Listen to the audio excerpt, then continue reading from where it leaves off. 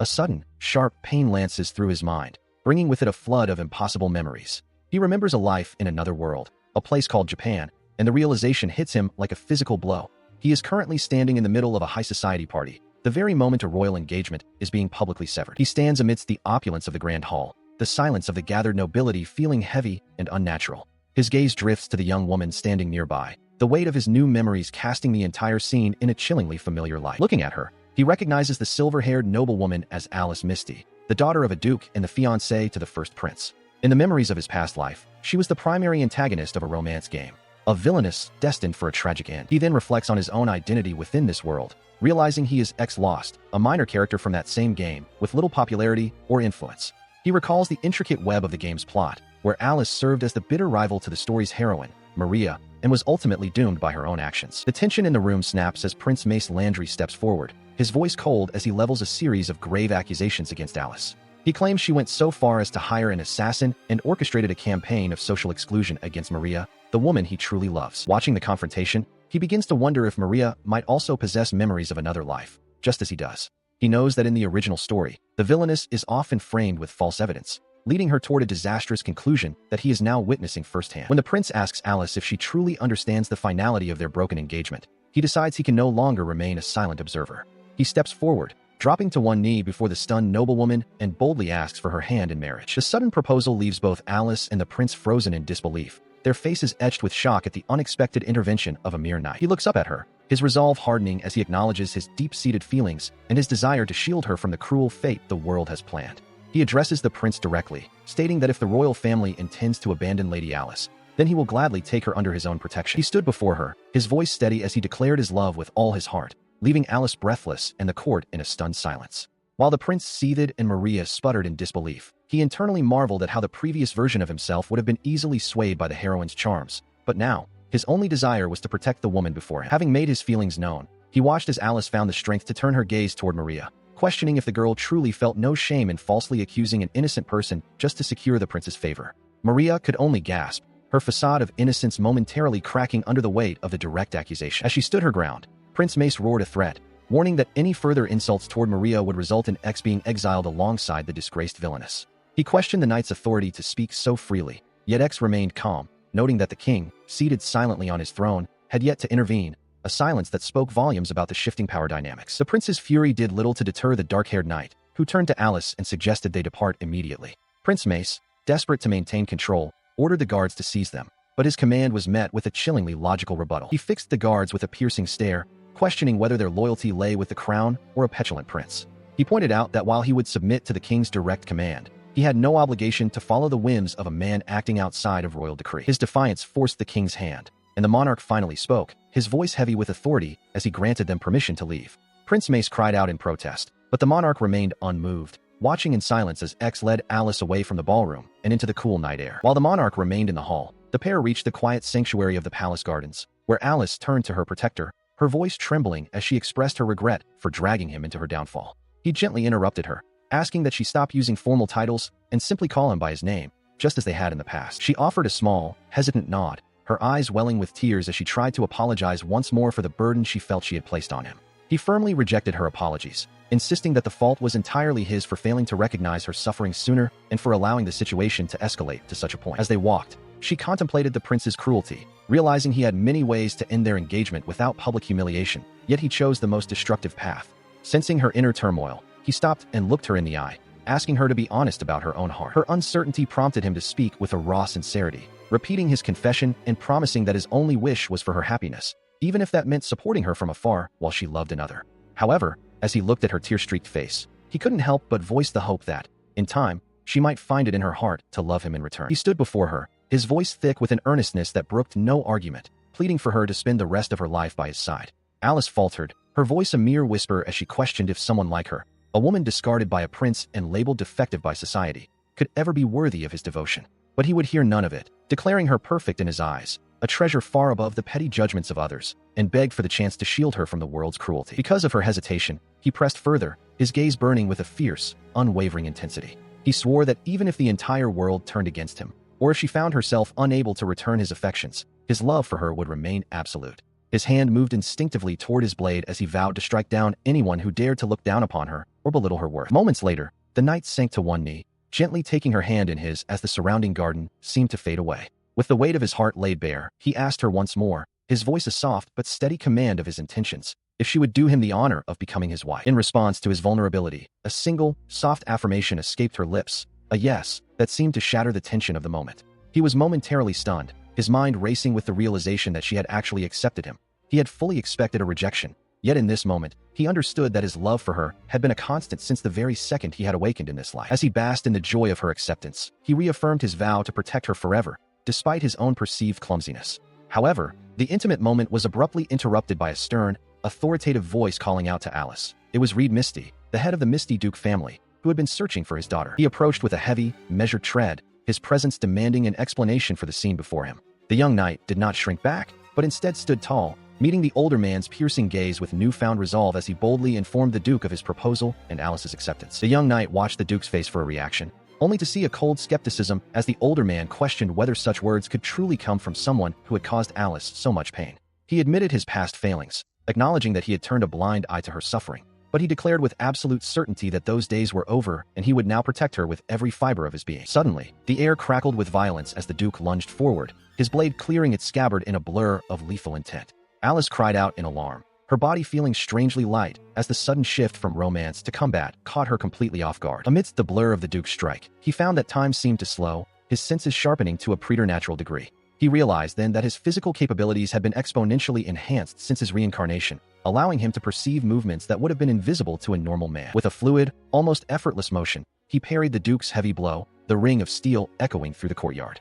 While his body reacted with perfect precision to the Duke's serious assault, his mind struggled to find a way to navigate this sudden, violent trial by fire from the man who was now his future father-in-law. He stands firm, his gaze unwavering as the tension of the duel begins to dissipate. The Duke lowers his weapon, the initial test of strength concluded. Having proven his mettle, he repeats his request with quiet confidence, asking once more for Alice's hand.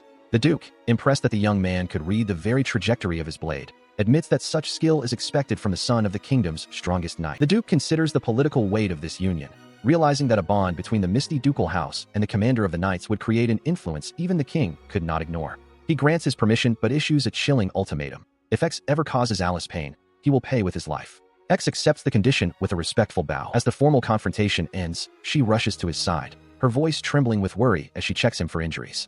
He gently reassures her, though she remains flustered by the intensity of the display. The relief is palpable as they both realize the engagement has finally been acknowledged. She finds herself lost in a whirlwind of romantic fantasies, even contemplating the scandalous idea of eloping like a knight and a kidnapped princess. Her thoughts drift briefly to the prince, wondering if his previous coldness was merely a matter of personal taste, before she is pulled back to the present. He presents her with 3 distinct paths for the evening. She can return to her own home, stay at his residence, or choose a more private third option, spending the night together in a secluded cabin he has already prepared. The suggestion of the cabin leaves her utterly flustered, her face flushing as she stammers about not being mentally prepared for such a bold step.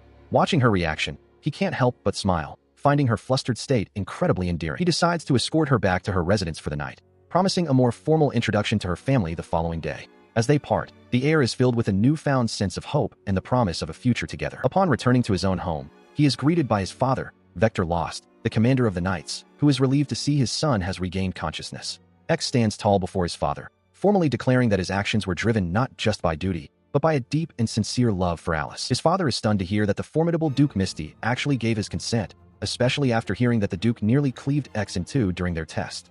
Seeing his son's resolve, Vector promises to use his own influence to support the engagement and convince the Duke of their sincerity. He watches his son with a steady gaze, questioning if the young man truly intends to join the Knights upon his graduation. X meets his father's eyes with newfound conviction, confirming that this is indeed his path. While the version of himself from the past might have balked at such a future, the man he has become embraces it. He is prepared to do whatever is necessary to ensure Alice's happiness, even if it means inheriting the title of the lost Viscount House and dedicating his life to the crown. Standing alone by the window, he reflects on the swift justice that followed their ordeal. The first prince has been stripped of his succession rights, his co-conspirators punished, and the girl who once stood at the center of the chaos has been imprisoned, her mind reportedly fracturing under the weight of her defeat. He knows that his happiness cannot be built on the misfortune of others, yet he remains vigilant. He anticipates that the other girls may turn their resentment toward him, viewing him as the architect of their downfall, but his resolve remains unshaken. He will protect Alice at any cost. The day after his proposal, the young man stands before the grand estate of the Misty family. He has come with a dual purpose: to formally pay his respects to the Duke and Duchess, and, more importantly, to see the woman he loves. He reflects on the weight of the moment, knowing that his presence here marks a significant step in their shared future. She greets him warmly as he approaches, her face lighting up with a gentle smile. He expresses his gratitude for her assistance the previous night, while she simply voices her heartfelt desire to remain by his side, welcoming him to her home with open arms. He finds himself momentarily breathless, completely captivated by the radiance of her expression.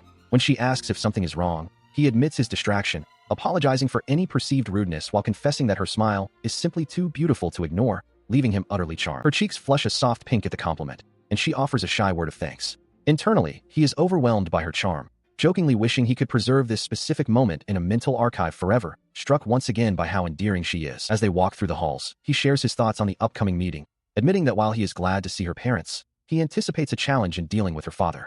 She offers her support, and he reaffirms his commitment, promising to formally ask for her hand in marriage once their current business is concluded. They soon reach their destination, where the Duchess awaits them with a welcoming air. She asks if he remembers her from their previous encounters, while he invites his companion to join him for tea later, maintaining a polite and composed front despite the importance of the visit. The Duke stands nearby, his expression guarded and slightly strained as his wife teases him about his protective nature. He acknowledges the young man's gratitude for the previous night's hospitality, though he notes with a hint of skepticism that the lad has become quite adept at flattery, much like his wife. The older man's gaze remains sharp even as he offers a polite inquiry about the guest's rest. He responds that his sleep was peaceful, filled with thoughts of the young lady, though he cannot help but notice the coldness lingering in the Duke's eyes despite the superficial smile. He settles in to formally address both parents once more, acutely aware of the underlying tension. He suspects that his earlier compliments toward the Duchess may have inadvertently fueled the Duke's simmering irritation, making the formal greeting a delicate social dance. He sits before the Duke and Duchess, his posture rigid with respect. Though a formal proposal has already been delivered,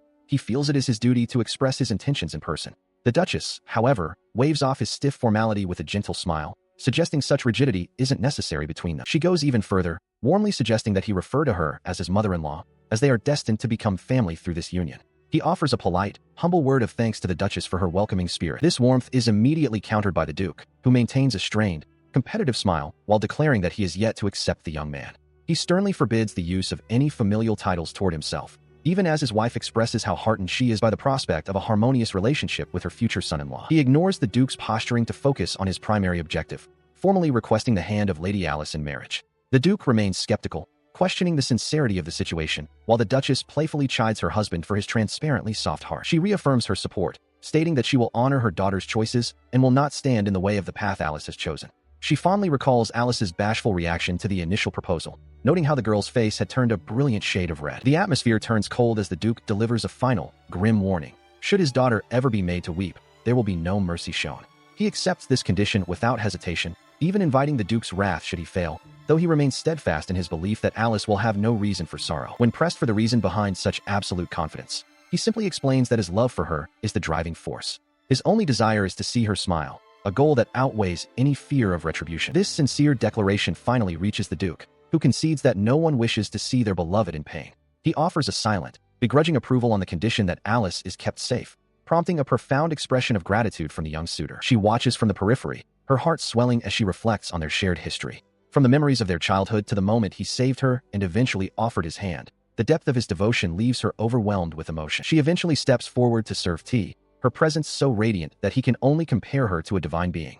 As they exchange quiet apologies for the weight and the intensity of the discussion, the tension of the meeting finally begins to dissipate into a calm, shared moment. She sat frozen in disbelief as the words hung in the air. He had truly gone through with it and asked for her hand in marriage. Her mind immediately raced to her father, wondering how the stern Duke had reacted, but he simply noted that the man remained as stoic and unyielding as he had been the previous night. He went on to describe the Duchess's reaction, mentioning how she had already begun insisting on being addressed as his mother-in-law. While the Duke's approval was silent, he had issued a chilling warning. If Alice were ever made to cry, there would be no forgiveness. He watched as a deep blush crept across her face, her composure wavering under the weight of the news. With a shy, hesitant voice, she made a request of her own, asking if he might finally set aside formal honorifics and call her simply by her name. The young noblewoman's earnest request sent a jolt through him, leaving him momentarily breathless at her sheer charm. He managed to stammer out his agreement, but only on the condition that they make the change mutual, dropping the formalities between them entirely. He leaned in slightly, his gaze softening as he asked her to call him X from now on. The suggestion caught her off guard, her eyes widening as the intimacy of the proposal sank in, marking a significant shift in their relationship. She softly agreed, the name X feeling new and significant on her lips as they sat together in the quiet garden. The formal barriers between them were finally beginning to crumble, replaced by a burgeoning, personal connection that neither could ignore. Her radiant smile was almost too much for him to bear, forcing him to look away and struggle to maintain his composure against the overwhelming tide of her cuteness. Desperate to ground himself, he cleared his throat and changed the subject, asking if she would care for some cookies with her tea. The young man presented a plate of intricately decorated treats, prompting her to marvel at the unfamiliar brand and their exquisite appearance. Her surprise only deepened when he revealed the truth. These weren't from a famous bakery, but were something he had crafted with his own hands. She beamed with genuine delight, assuring him that there was no possible way she wouldn't like a gift he had made specifically for her. Though he offered to take them away if they weren't to her taste, her enthusiastic response made it clear that she was truly happy. The girl offered her thanks once more, her heart full as they prepared to share the meal. As he watched her, he privately reflected on the quality of his work, wondering if the flavors would meet the high standards of a noble or if they still carried the simpler essence of his past life. She gracefully pours a cup of tea for him, her eyes bright with anticipation as he takes a bite of the handmade treats. A small, genuine smile touches his lips as he pronounces them delicious, a simple compliment that seems to mean the world to her. Surprised by the quality, she asks if he truly crafted them himself, wondering if they truly suited his refined taste. He reflects privately on the culinary knowledge retained from his past life, finding a quiet satisfaction in seeing his efforts so well received, even if his current self isn't known for such skills. Seeing his calm confidence, she admits to feeling a flush of embarrassment, yet her heart swells with joy at his enjoyment. He watches her closely, asking once more for her honest thoughts, his gaze steady and attentive to her every reaction. Her laughter rings out as she confirms the cookies are beyond delicious, noting that their appearance alone was enough to tell. For him, the sight of her radiant, blushing face makes every moment of preparation feel entirely worth the effort. Watching her, he finds himself momentarily overwhelmed by an unfamiliar sensation, a profound appreciation for her sheer charm that he struggles to put into words. It is a revelation for him, realizing that in all his time, he has never found another person quite so captivatingly cute. As the evening winds down, he takes a deep breath, wishing he could stretch these fleeting hours into something much longer. The reality of the coming school day looms, yet the desire to remain by her side remains a heavy, lingering thought. He cherishes the memory of her happy, embarrassed smile, understanding now more than ever how precious these limited moments truly are. The simple act of watching her enjoy something he made has left a lasting impression on his heart. The following morning finds them arriving at the academy together, their proximity immediately drawing the eyes of their peers.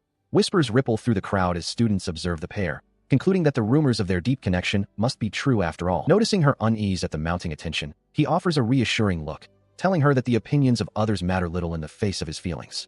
He speaks with a quiet certainty, making it clear that as long as his devotion to her is understood, the rest is merely noise. Their public display of affection sends a shockwave through the onlookers, with many unable to contain their excitement at the sight of the Duke's daughter blushing so openly. The air is thick with the frantic murmurs of those witnessing what they can only describe as a couple deeply in love. X calmly requests silence from the surrounding crowd, his expression cool and unbothered by the sudden attention their arrival has garnered. Beside him, Alice flushes with embarrassment and averts her gaze as the public scrutiny becomes overwhelming, even as a loud, aggressive voice tries to cut through the noise. Ignoring the shouting, the two continue their private conversation, planning to meet after their midday classes, which only further infuriates the young man desperately trying to get their attention. When an agitated student finally lunges forward and grabs his shoulder, he reacts with lightning-fast instincts, twisting the aggressor's arm and forcing him to the ground in a single, fluid motion before realizing his mistake and releasing the hold. The disheveled noble, a son of the Baron family, indignantly identifies himself, but the name fails to register, leaving the young man staring blankly at a face he cannot place. Watching the outburst,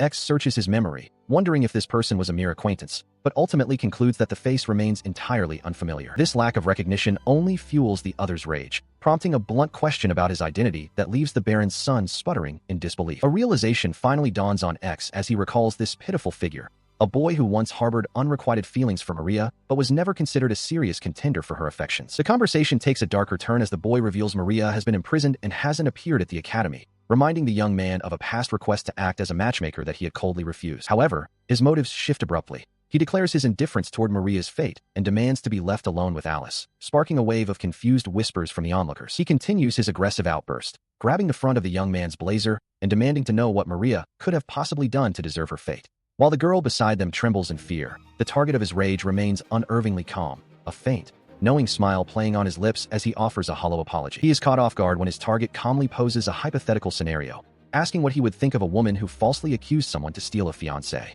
Without thinking, the aggressive student brands such a person as the worst kind of scum, falling directly into the verbal trap. He is left speechless as the truth is revealed. Maria attempted the very deception he just condemned. Turning away from the stunned student, the young man requests that his privacy with Alice be respected from now on, expressing a simple desire for a peaceful school life. His expression turns cold as he looks back, issuing a final, sharp warning. Any further interference will be met with physical force. The weight of the threat is undeniable, backed by the cold intensity in his eyes. As he leads the way down the hall, he notices the girl's lingering worry and apologizes for the public spectacle. She, however, is more concerned with the morality of the situation, wondering if the treatment of the girl who was taken away was too severe. He watches as she pushes her doubts aside, looking up at him with a blush to reaffirm her joy at being his fiancée. Meeting her gaze with a rare, soft expression, he acknowledges her feelings as they continue their walk. She remains the center of his thoughts even as he calculates his next move, knowing the Baron's son will likely return. While he maintains a calm exterior for her sake, he admires her beauty and remains focused on playing his cards right to protect their future. X and Alice are standing together in the hallway when they are approached by a refined young man. X immediately recognizes the newcomer as Prince Landry, the second prince of the Landry kingdom, whose presence carries a weight of unexpected significance. This prince is the younger twin of the disgraced Prince Mace, yet he possesses a grace and talent that far outshines his brother. Despite his superior qualities, he has long harbored a sense of inferiority, a detail known only through the fragmented memories of the world's previous iterations where he was never the primary focus. He suddenly drops into a deep, formal bow before the pair, his voice steady as he offers a sincere apology for the chaos and distress his brother's actions caused just days prior. The young woman quickly urges him to stand tall, insisting that he bears no responsibility for his brother's failings. He looks up, acknowledging that while her kindness is great, it was the young man's timely intervention that truly shielded her from the full weight of the prince's public condemnation. As the conversation continues, she finds herself drifting into a quiet reflection on the recent turn of events. The memory of the young man standing by her side and the weight of his confession brings a profound sense of peace and joy to her heart. She admits to herself that while the sudden dissolution of her royal engagement brought a sting of sadness, that pain has been entirely eclipsed by the happiness she feels now that he is officially by her side. The young man reaches out, gently taking her hands in his and looking directly into her eyes with a gaze of unwavering resolve. He makes a solemn vow to protect her for the rest of her life, a promise she accepts with a radiant, tearful smile. Their intimate moment is softly interrupted by the prince, who waits for a pause in their exchange before asking if he might have a private word with the young man. He reveals the monumental shift in his status, explaining that he has been elevated to the position of crown prince in his brother's stead. With this new authority, he turns to the young man with a serious expression, stating that he has a specific request to make of him. He explains that to safeguard the kingdom's future, he requires a strength he can rely on, specifically requesting that the young man beside him become that pillar of support. The young man questions if this means becoming a confidant, but the prince clarifies his vision. He wants a friend to stand by him when the time comes, acknowledging that the youth will likely follow in his father's footsteps as the future leader of the knights. He asks why he was chosen for such a role, to which the prince responds with unwavering certainty, citing trust and the belief that the young man will always be an ally to the nation, provided his lady remains unharmed. The prince reflects on his previous contingencies, admitting he had planned to protect the lady himself if the earlier accusations had persisted, though he notes with a hint of relief that the young man is far more sensible than his own brother. He further clarifies his intentions, stating he has abandoned any plans to place the lady on the throne and will seek another candidate, a declaration that seems to align with the young man's own protective instincts. In light of this, the young man accepts the proposal to be a confidant and friend, under the condition of the lady's safety, and they agree to dispense with formal titles between them. A firm handshake seals their new alliance. Turning to the lady, the prince asks permission to occasionally employ her companion as a bodyguard for official duties, to which she readily agrees. He wonders if he is truly suited for such a task, distinguishing between mere swordsmanship and the realities of combat, but the prince reassures him that his skills are more than sufficient. As they walk, the lady poses a hypothetical question about her own loneliness during his absences, to which he responds without a moment's hesitation, vowing to remain by her side above all else. Moved by his devotion, she makes a heartfelt request of her own. She asks him to speak to her without the constraints of formal etiquette, longing to see his true self and know everything about him. She smiles warmly as he accepts her request, the formal distance between them finally beginning to dissolve. He acknowledges her with a simple, respectful nod, signaling his understanding of their new, more personal dynamic. As he prepares to depart, he is intercepted by the prince, who asks for a moment of his time. The young man pauses, his hand still on the door handle, as he turns to face the royal. He senses a shift in the prince's demeanor and asks if the matter is too sensitive for the open hallway. The prince confirms his suspicion, suggesting they find a more private location to discuss a concern that has been weighing on him. Before they move on, he inquires about her schedule, wondering if he might check on her progress. The prince explains that their curriculum diverges today, but promises that the reason for her current situation will become clear once they see for themselves. They observe from a distance as she is swarmed by a group of eager classmates, her schedule clearly packed with social obligations. She appears overwhelmed but graceful, navigating the sudden surge of attention with her characteristic poise. Walking away from the crowded room, he muses on whether his own presence usually keeps others at bay, perhaps due to a lack of approachability. The prince chuckles, noting that the other students likely wait for moments when she is alone to satisfy their curiosity, as young ladies are particularly perceptive of such social dynamics. Once they reach the quiet of the gardens, the prince admits there is a situation he finds baffling, involving individuals who are supposedly at home in quiet reflection. He questions whether his companion can truly grasp the complexity of the matter at hand. The prince speaks of his brother and his associates, lamenting how they seem to lose their way after becoming involved with a commoner woman.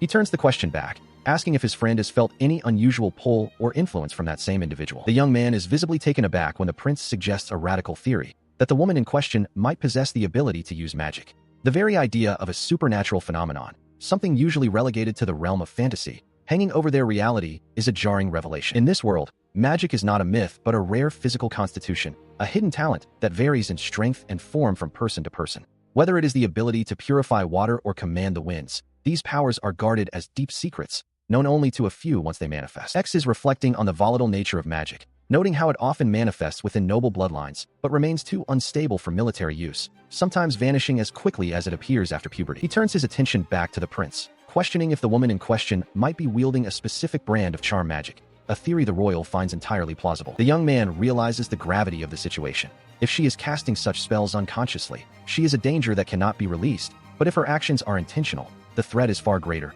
especially since the king himself suspects her of exerting a hypnotic influence over men. Rince then posits a theory, suggesting that perhaps the only reason his companion remained unaffected was due to his own latent magical abilities acting as a shield. This leads the youth to consider his own lineage, the Lost Family, who have long been known for physical enhancement magic, though he wonders if it is actually his unique perspective from a past life that grants him immunity to such charms. After the prince expresses a genuine desire for their friendship and asks for his help in the investigation, the young noble resolves that while he will assist, he will not hesitate to eliminate any threat that poses a danger to Alice. Spotting his betrothed across the grounds, he decides to seize the moment to reinforce their bond. Without a word, he pulls her into a sudden, firm embrace, catching her completely off guard. He offers a soft apology for his impulsiveness, claiming her sheer loveliness made it impossible to resist, leaving her face flushed a deep crimson as onlookers admire the pair. Though she is overwhelmed by the public display of affection, she admits she does not want him to let go, whispering a plea for him to continue holding her despite her embarrassment when he offers to release her. X and Alice sit together on a park bench, the air thick with a lingering tension from his earlier public display of affection.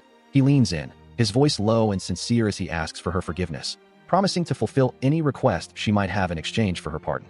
Alice, her face flushed a deep crimson, looks down at her lap, clearly overwhelmed by his sudden earnestness. She gathers her courage and looks up at him, her eyes wide and hopeful. With a slight tremor in her voice, she asks if he truly means what he said, and upon his confirmation, she makes her first request. She wants him to feed her, asking him to say ah. A small, knowing smirk plays across his lips as he realizes the nature of her desire. He admits that he hadn't expected such a charmingly simple request, which causes her to internally protest that despite her noble standing, she is still a young woman with romantic interests. Their conversation continues as they list further desires, a playful negotiation of intimacy. She tentatively suggests a lap pillow, holding hands, and even being carried like a princess, to which he readily agrees, promising to fulfill each one in due time. He begins with the first task, lifting a morsel of the lunch he prepared and holding it out to her.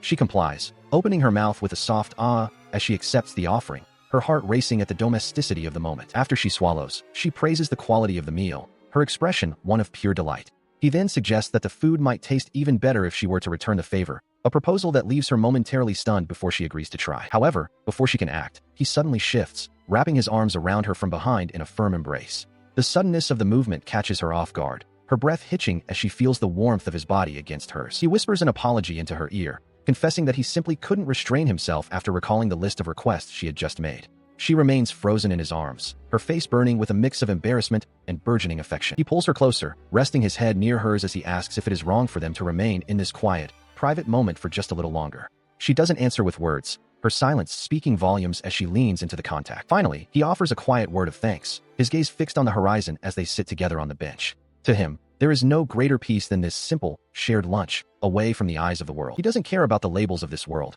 whether it's an Otome game or if she is destined to be a villainess.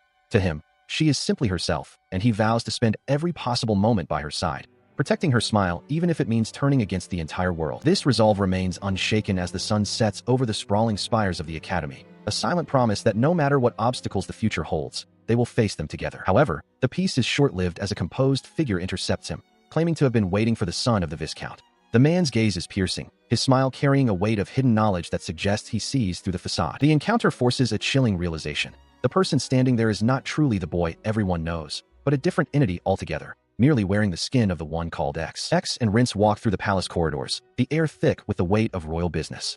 Rince delivers the startling news that the emperor himself has requested an audience, a revelation that causes X's intuition to flare with a sense of impending trouble. They reach the massive, ornate doors of the inner sanctum. Rince stops, indicating he will remain outside while X faces the monarch alone, leaving the young man to step into the unknown. He steps into the grand chamber as the heavy doors creak shut behind him, sealing him in with the ruler of the land. The man seated before him greets him with a title that implies he is a fraud, prompting a sharp, immediate correction from the young man who refuses to be called an impostor. The sovereign continues, musing on the scandal of X taking a woman away from his own son, Lin's, whom he dismisses as a good-for-nothing. He speaks of his children with a cold pragmatism, noting that elevating Rince to crown prince was a necessary move for the kingdom's future, regardless of personal feelings. He listens as the emperor questions how he managed to sway the notoriously stubborn Duke Misty. X explains his actions were simple. He merely declared his devotion to Alice to the Duke, though the emperor seems to find the idea of such a passionate confession unlikely and somewhat amusing. His thoughts drift momentarily to the girl who holds his heart. In a world where many paths are open and social restrictions are few, his choice remains singular and unwavering. Alice is the only one he truly loves. He shifts the conversation, inquiring about the fate of the girl Maria and Lord Mace. In response, the emperor ignores the question of the girl's fate and issues a direct command. X must ensure the safety of the wayward Prince Linz, regardless of the circumstances or the prince's own foolishness. The ruler contemplates the complications of his son's infatuation, fearing a reckless elopement that would further stain the royal name. He weighs the options of execution or imprisonment for Maria, suspecting her of using charm magic to ensnare the prince and cloud his judgment. He remains focused on his own priorities as the audience concludes. While the fate of the so-called heroine means little to him personally, he realizes that any harm that comes to her might indirectly hurt Alice, a risk he is unwilling to take. He accepts the burden, acknowledging the emperor's command with a solemn nod. While he cares little for personal grudges, the potential fallout for Alice weighs heavily on his mind. If the girl's execution causes a stir, his ward's safety could be compromised. The emperor, sensing his resolve, entrusts the task to him, counting on his discretion. Shortly after, he meets with the young prince to discuss the path forward. Despite the gravity of the situation, the boy expresses concern for his protector's well-being, urging him to be more careful. He offers a reassuring word, promising to do what he can, just as a guard interrupts to announce a visitor for the captive. Upon entering the cold stone cell, they find the girl huddled behind bars, her composure shattered. Her eyes widen in shock at his presence, and she immediately pleads for salvation, claiming a familial bond with the prince that seems to baffle everyone present. She desperately begs for help, her voice echoing through the damp dungeon. The prince suddenly stumbles, a fit of coughing racking his frame as he struggles to maintain consciousness. Observing the boy's glazed eyes and sudden weakness, he realizes the lingering effects of charm magic are far more potent than initially suspected, nearly overwhelming the young royal's senses. Turning his attention back to the prisoner, he studies her desperate expression with a cold, analytical gaze. A chilling thought takes root. She possesses a familiarity with this world's events that suggests she, too, might be an interloper from another life, a reincarnator who knows the script of this reality. Through the iron bars, their eyes lock in a moment of mutual recognition. She voices the suspicion aloud, realizing that he is not the person the world believes him to be, just as she hides her own true nature. They stand as two anomalies in a world governed by a story they both recognize. He presses her further, questioning her knowledge of the very story they seem to be trapped within. Her quick confirmation regarding the title of the game solidifies his theory. They are both players in a narrative that is now spiraling out of control. She breaks into a frantic, almost manic laughter, dismissing the idea that she ever targeted the prince for romance. Her true goal was a hidden figure, a man she deems far more troublesome, and she vehemently denies any plot to frame the lady of the house, claiming her intentions were entirely different. This revelation leaves him reeling, as she speaks of ported versions and additional routes he never encountered in his previous life. It becomes clear that her knowledge of this world's script far exceeds his own, making her a dangerous variable with information he cannot account for. As he stands in the dim light of the dungeon, the full scope of the threat becomes clear. With a reincarnator who wields both forbidden magic and future knowledge now in custody, he must carefully calculate his next move to ensure the safety of Alice and the stability of the realm. He listens as the captive woman proposes an unexpected alliance, suggesting she become a maid to his lady to seek out a hidden character within the social circles. When she mentions the possibility of betraying him or banishing the very person he seeks to protect, he can only stare at her in disbelief, questioning her sanity. Despite his skepticism, the young man acknowledges the strategic logic behind her plan, realizing that her service could be framed as public atonement while providing her the cover needed to investigate the shadows of the court. His gaze hardens into a lethal glare as he leans closer to the iron bars, delivering a cold, final warning. If any harm should befall his lady due to this arrangement, he will end her life without a second thought. She meets his threat with a chillingly calm acceptance, acknowledging the terms of their dangerous pact. Meanwhile, just outside the damp corridors of the dungeon, the prince questions his father's specific interest in this prisoner, only to be met with a dismissive assurance of safety as the sound of the girl's light-hearted laughter echoes from the depths of the cells. Back within the confines of the stone walls, she muses on the emperor's true intentions, concluding that the sovereign likely saw through her magical charms and theatrical performance from the very beginning. intending for her to be used as a tool for the state. He silently agrees with her assessment of the monarch's cunning nature, while she sighs over the irony of her situation, lamenting how her supposed life as a romantic lead has devolved into a desperate gamble for survival. The conversation shifts to the nature of their shared secret, and when she asks about the timing of his arrival in this world, he reveals he has lived here since childhood, a stark contrast to her own sudden and terrifying transition into a foreign reality. She looks down at her tattered skirts, admitting the profound terror of being ripped from one life and thrust into another, a confession that leaves him reflecting on the concept of fear,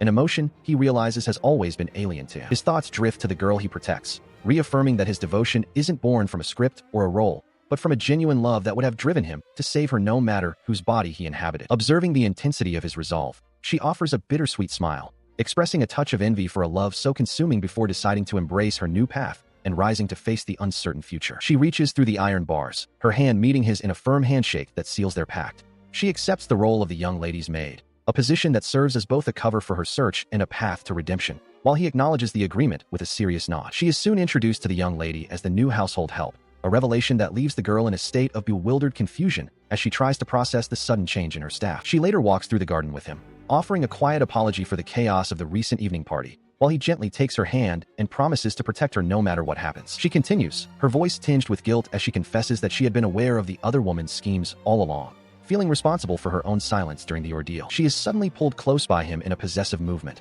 his arm wrapping around her as he declares his claim over her, leaving her breathless and flustered by the intensity of his words. She remains flustered as the newly appointed maid observes their bond from a distance, listening as he asserts that doting on his beloved is his sole privilege before asking for the girl's thoughts. She responds with a surprising condition, requesting that the young lady maintain a certain distance from him, an unexpected display of jealousy that he finds strangely appealing. She watches as the young lady agrees to the boundary, though the girl insists that the maid must still report to him for all matters regarding her duties, prompting a comment on the depth of the girl's devotion. She feels her face flush a deep crimson as she contemplates the intimacy of their relationship, from holding hands to the mere thought of a kiss. Yet she remains steadfast in her promise to uphold the agreement. She is so incredibly cute that he finds himself completely overwhelmed, while the maid giggles softly, teasingly suggesting that his intensity might be too much for her to handle. He watches as the two young women exchange pleasantries, the unexpected reality of the game's heroine becoming the Villainess's maid settling in.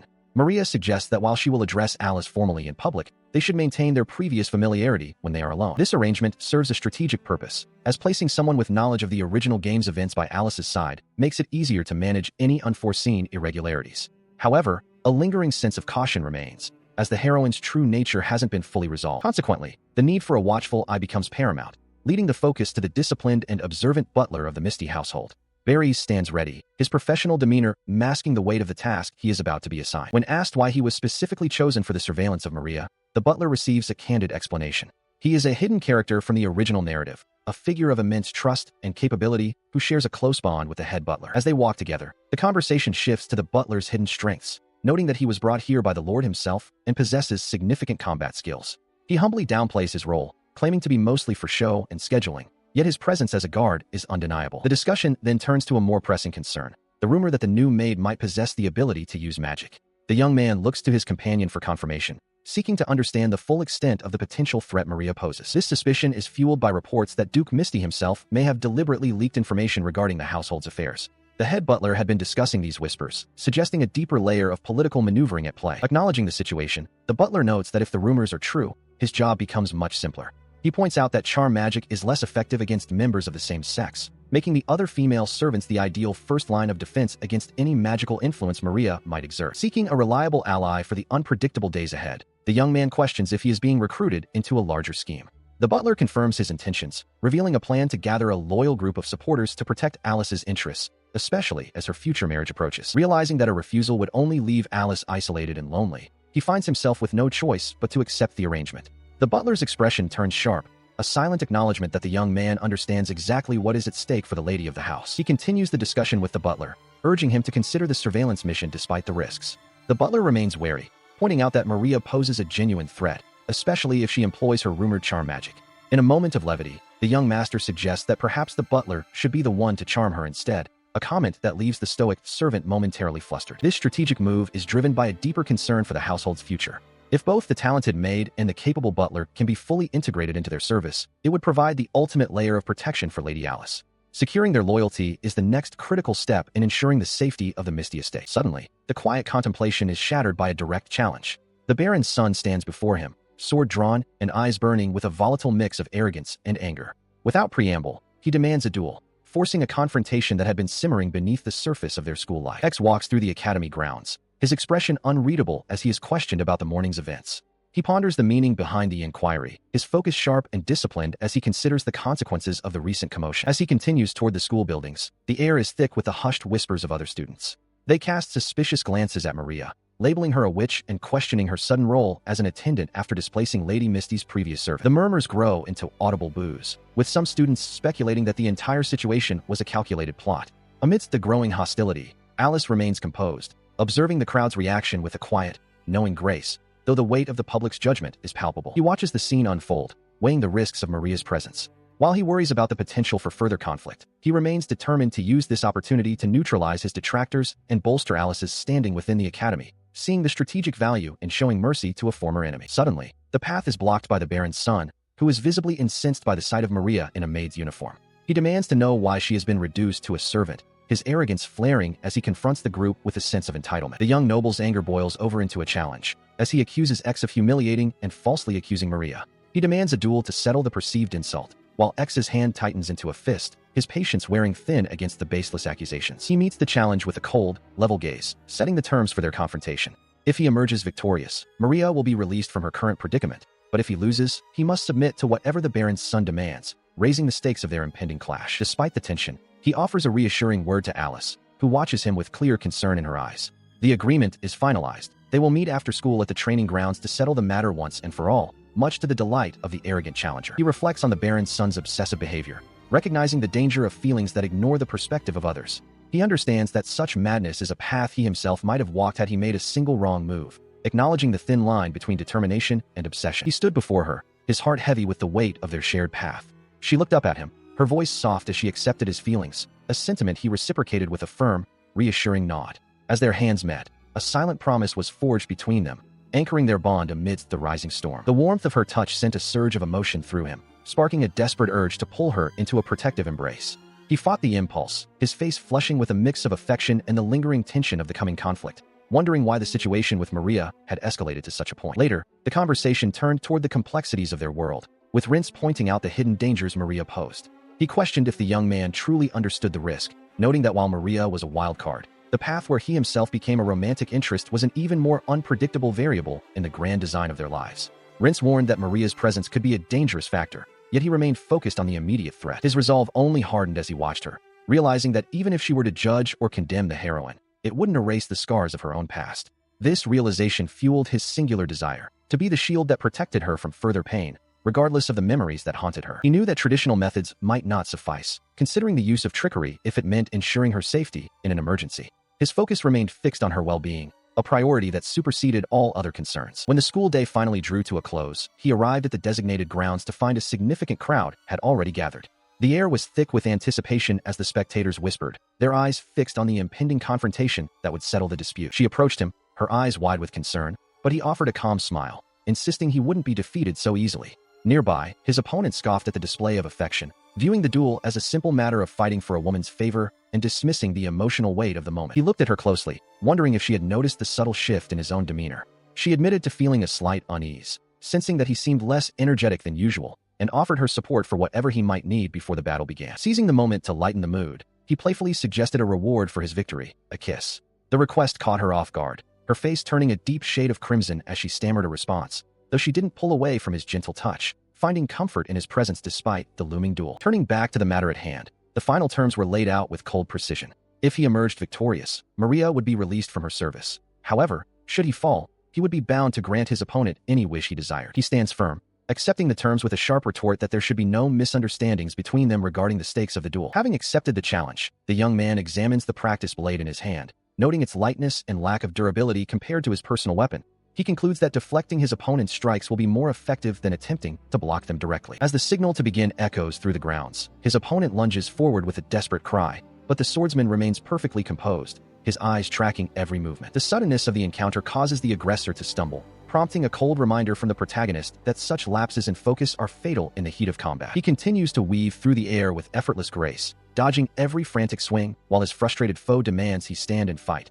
Internally, he knows that engaging seriously would end the bout in an instant. With a sudden, sharp movement, He catches the incoming blade between his palms, the sound of the impact ringing out as he declares his intent to demonstrate the vast gulf in their respective capabilities. The confrontation ends swiftly as he forces his opponent to the dirt, criticizing the boy's tendency to use others as excuses for his own failings while the gathered crowd watches in stunned silence. Standing over the defeated noble, he offers a final, stern lesson. Tantrums and entitlement will never yield the results one truly desires, even as his victory is officially proclaimed. Moments later, his companion rushes to his side, her voice trembling with a mix of relief and scolding as she points out the recklessness of facing an armed opponent with nothing but his bare hands. While he assures her of his well-being, his gaze lingers on the fallen boy, contemplating the future of their rivalry, while the prince observes from a distance, acknowledging that the path forward now rests solely on the loser's shoulders. He turns his attention toward the young noblewoman, calling her name softly to catch her gaze amidst the lingering tension of the arena. Dropping to one knee in a gesture of chivalrous devotion, the victor takes her hand and solemnly dedicates his hard-won triumph to her. This sudden display leaves her momentarily stunned, but he continues, pledging to be her shield against any adversary and begging for her continued trust. The surrounding crowd erupts in whispers, many interpreting the bold declaration as a public proposal of marriage. While his words are sincere, he privately acknowledges a more calculated motive. By demonstrating such overwhelming skill, he hopes to deter others from bothering her, all while satisfying a simple desire to appear impressive in her eyes. Sometime later, the young man makes his way to the infirmary to check on the condition of his defeated opponent. He finds the Baron's son resting in bed, his body bearing the marks of their duel. The injured youth immediately bristles, questioning if his rival has come merely to gloat, but is met with an unexpected, if somewhat sharp, compliment regarding his persistence. Their conversation turns toward the maid, Maria, as the victor challenges the sincerity of the other's affections. He accuses the Baron's son of forcing a romance that wasn't truly there, a charge that the injured boy desperately tries to deny despite his obvious inner conflict. Observing the turmoil of his peer, he realizes that the aggression wasn't born of malice, but of a deep-seated loneliness and a desperate need to prove his own existence. He poses a final, piercing question, asking what it is the boy truly desires from his life. The question prompts a painful memory for the Baron's son, who recalls his genuine, quiet affection for the clumsy maid before witnessing her sharing an intimate moment with his own father. Realizing that she viewed his father with a warmth she never reserved for him, he had attempted to bury his hurt by feigning a more superficial love. He had convinced himself of this lie just as others began to notice her, using the pretense of romance as a shield for his wounded heart and a way to escape his own feelings of inadequacy. He sat in silence, the weight of his own assumptions pressing down on him. The realization that Maria, an orphan, might only see him as a parental figure rather than a romantic interest began to take root. He questioned if his entire pursuit had been built upon a massive misunderstanding of her heart. Across from him, the victor of the duel spoke with unexpected humility, admitting to a hidden envy of the other's reckless drive. He acknowledged that while the path taken was wild, the inherent potential to protect what truly mattered was a strength that could not be ignored. Seeing the despair in his former rival's eyes, he urged the fallen noble to rise and confront his true feelings. He offered a promise of protection against any fallout, insisting that the only way forward was to be honest with the woman he claimed to love, regardless of the social divide. Outside the room, she lingered in the shadows of the corridor, her mind racing with a cold, opportunistic logic. Seeing him at his most vulnerable, she realized this was the perfect moment to secure his devotion, convinced that her own efforts could bridge the gap of their differing social standings. Later, as he moved through the academy halls, he was greeted by the bright, welcoming call of the lady he had publicly claimed. She approached him with a radiant smile, though the maid followed closely behind, her gaze sharp and observant of the unfolding interaction. They walked together, the conversation turning toward the future and the pace of their burgeoning relationship. When questioned about his next move, he remained steadfast in his respect, declaring that he would never take a step forward without her explicit consent. The maid couldn't help but interject with a mischievous glint in her eye, revealing that the young lady had spent the previous day speaking of him with great passion. As the lady's face flushed with color, he offered a reassuring smile, reiterating his vow to stand as her shield against any worry. She felt the heat rise to her cheeks, the weight of the maid's words and his unwavering devotion making her heart race. It was a startling realization. She hadn't fully grasped the depth of her own interest until it was laid bare in the open air. He looked at her with a gentle but firm gaze, expressing a desire to treasure the time they had before their eventual union. He suggested a patient approach, wanting to honor their bond properly rather than rushing into the physical expectations of their station. In response, she found a sudden spark of possessiveness, demanding that he remain hers and hers alone, shunning the company of any other woman. He met her intensity with a calm, singular focus, assuring her that his heart held no room for anyone else. She watches with wide eyes as he leans in close, his gaze intense and focused. He questions if such proximity is acceptable, testing the boundaries of their newfound intimacy and the depth of her comfort. Startled by the suggestion, she declares with absolute certainty that any such affection from another man is strictly forbidden. He chuckles, affirming that just as she belongs to him, every part of him is hers as well, creating a bond of mutual exclusivity. He then reminds her of the reward promised for his victory in the recent duel. Though flustered and initially confused, she eventually yields to the request, softly asking him to close his eyes as a small, curious figure watches the exchange from the shadows. As he waits with eyes shut, he contemplates the nature of the reward, wondering if it will be a chaste peck on the cheek or perhaps another formal kiss on the back of her hand like before. Instead, their lips meet in a tender, lingering embrace that seems to make the world around them fade into a shimmering, ethereal haze. Breathless and blushing deeply, she reminds him that this was her first kiss and insists he take full responsibility for his actions. He agrees without hesitation, his voice filled with a quiet, sincere joy as the day draws to a close. By the following morning, the two are inseparable, though he suddenly pauses, spotting something in the distance and asking her to wait while he investigates. She refuses to stay behind, willing to face whatever trouble might arise as long as they are together. With a radiant smile, she reaffirms her devotion, promising to follow him anywhere he goes. They continue on their path hand in hand, unaware of the watchful and complex gazes of those they left behind. The young noble, Fan Raktur, expresses deep gratitude to X, claiming his wish has finally come true.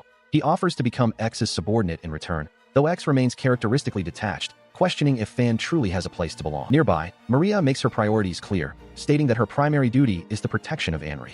X accepts this without hesitation, while Prince Rince outlines a future where they join the Night Order after graduation, assuming a leadership role that would leave Fan as his subordinate. He bows deeply, formally accepting the arrangement and swearing his absolute loyalty to X. Fan acknowledges that while his primary devotion is to the one he loves, he will serve X faithfully, a sentiment that brings a smug, satisfied look to his face as he prepares to take on his new responsibilities. Watching the scene unfold from a nearby window, Rince reflects on the outcome, admitting he had expected X to take a harsher approach by breaking the boy's spirit before attempting to reform him. He continues his praise, noting how sharp X is regarding both physical prowess and the subtle nuances of human emotion. X, however, remains humble, suggesting his actions were only intended to go so far, even as the others around them continue their lighthearted banter. Shifting the conversation, the young man asks Rince if he has a specific preference in a partner. Rince admits a desire to find a fiancée of his own soon, though he acknowledges that much of the current talk regarding his romantic life is based on misunderstandings. He then offers a strange reassurance, stating that regardless of X's personal interests,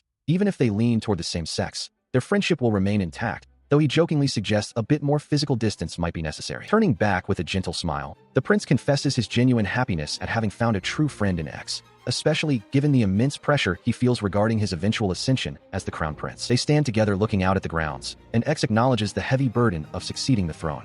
In a moment of rare vulnerability, Rince looks down, confessing a dark truth.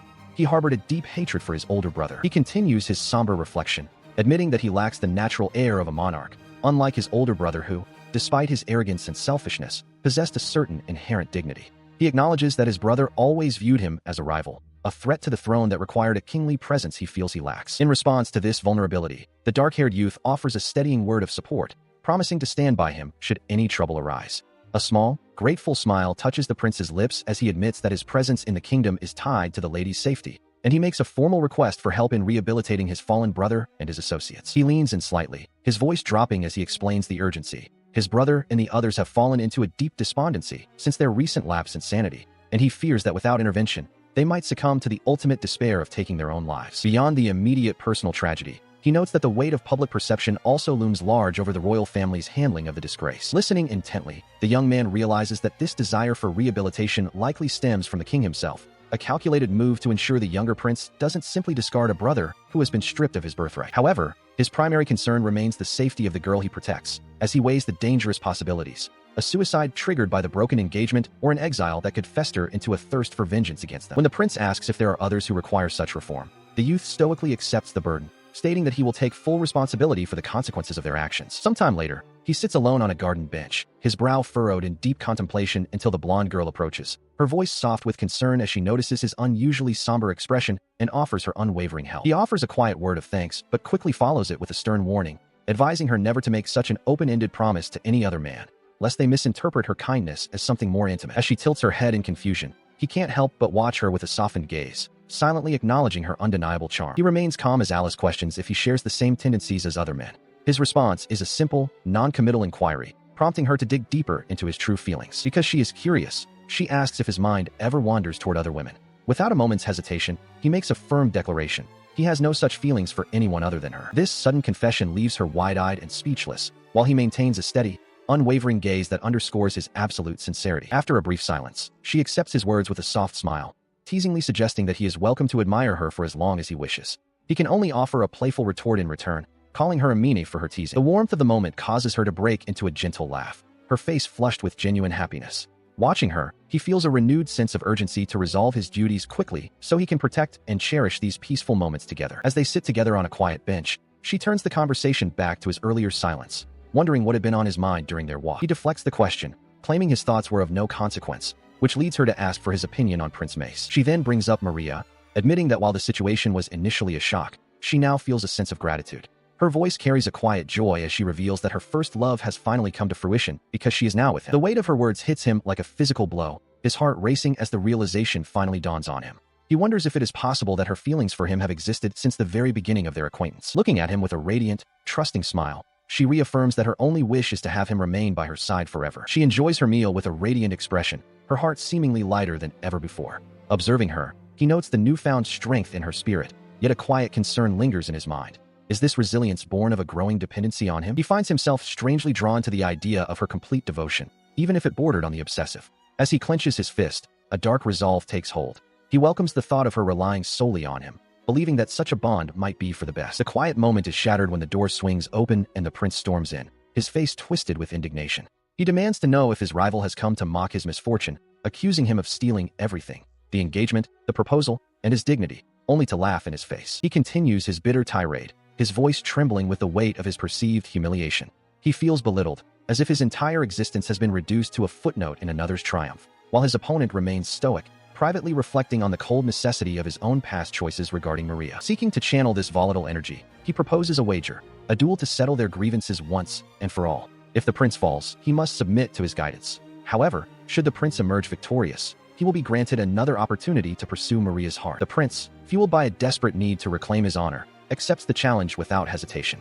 With a silent nod of support from the maid standing nearby, the terms are set, and he prepares to finalize the score for the sake of the woman he has sworn to protect. Under the open sky of the training grounds, the prince questions why his opponent stands before him without a weapon. He calmly explains that fighting at full strength would make the contest far too one-sided, offering this handicap to ensure a semblance of fairness. To further the insult, he casually waves his right hand, declaring it off-limits for the duration of the fight. The prince's rage boils over at this blatant display of arrogance, a sharp snap echoing through the air as he vows to kill the man who dares to underestimate him so profoundly. With a sudden burst of movement, the prince lunges forward, his form a blur of speed that catches even his opponent off guard. The duel begins in earnest, the air whistling as the first strike is unleashed with lethal intent. Despite the initial surprise, the young man finds the prince's movements predictable, rooted in rigid, textbook patterns that are easy to sidestep. As the prince grows increasingly frustrated and breathless, his attacks become more desperate, failing to connect with the man who dances effortlessly out of reach. He stands calmly, his voice steady as he informs the prince of the vast gulf in their power. While acknowledging his opponent's strength, he makes it clear that his own far exceeds it, speaking with the cold certainty of one who has already seen the outcome. In response, the prince lunges forward with a desperate cry, his blade cutting through empty air as the young man weaves through the strikes with effortless grace. The relentless assault continues, yet every slash is met with a fluid evasion.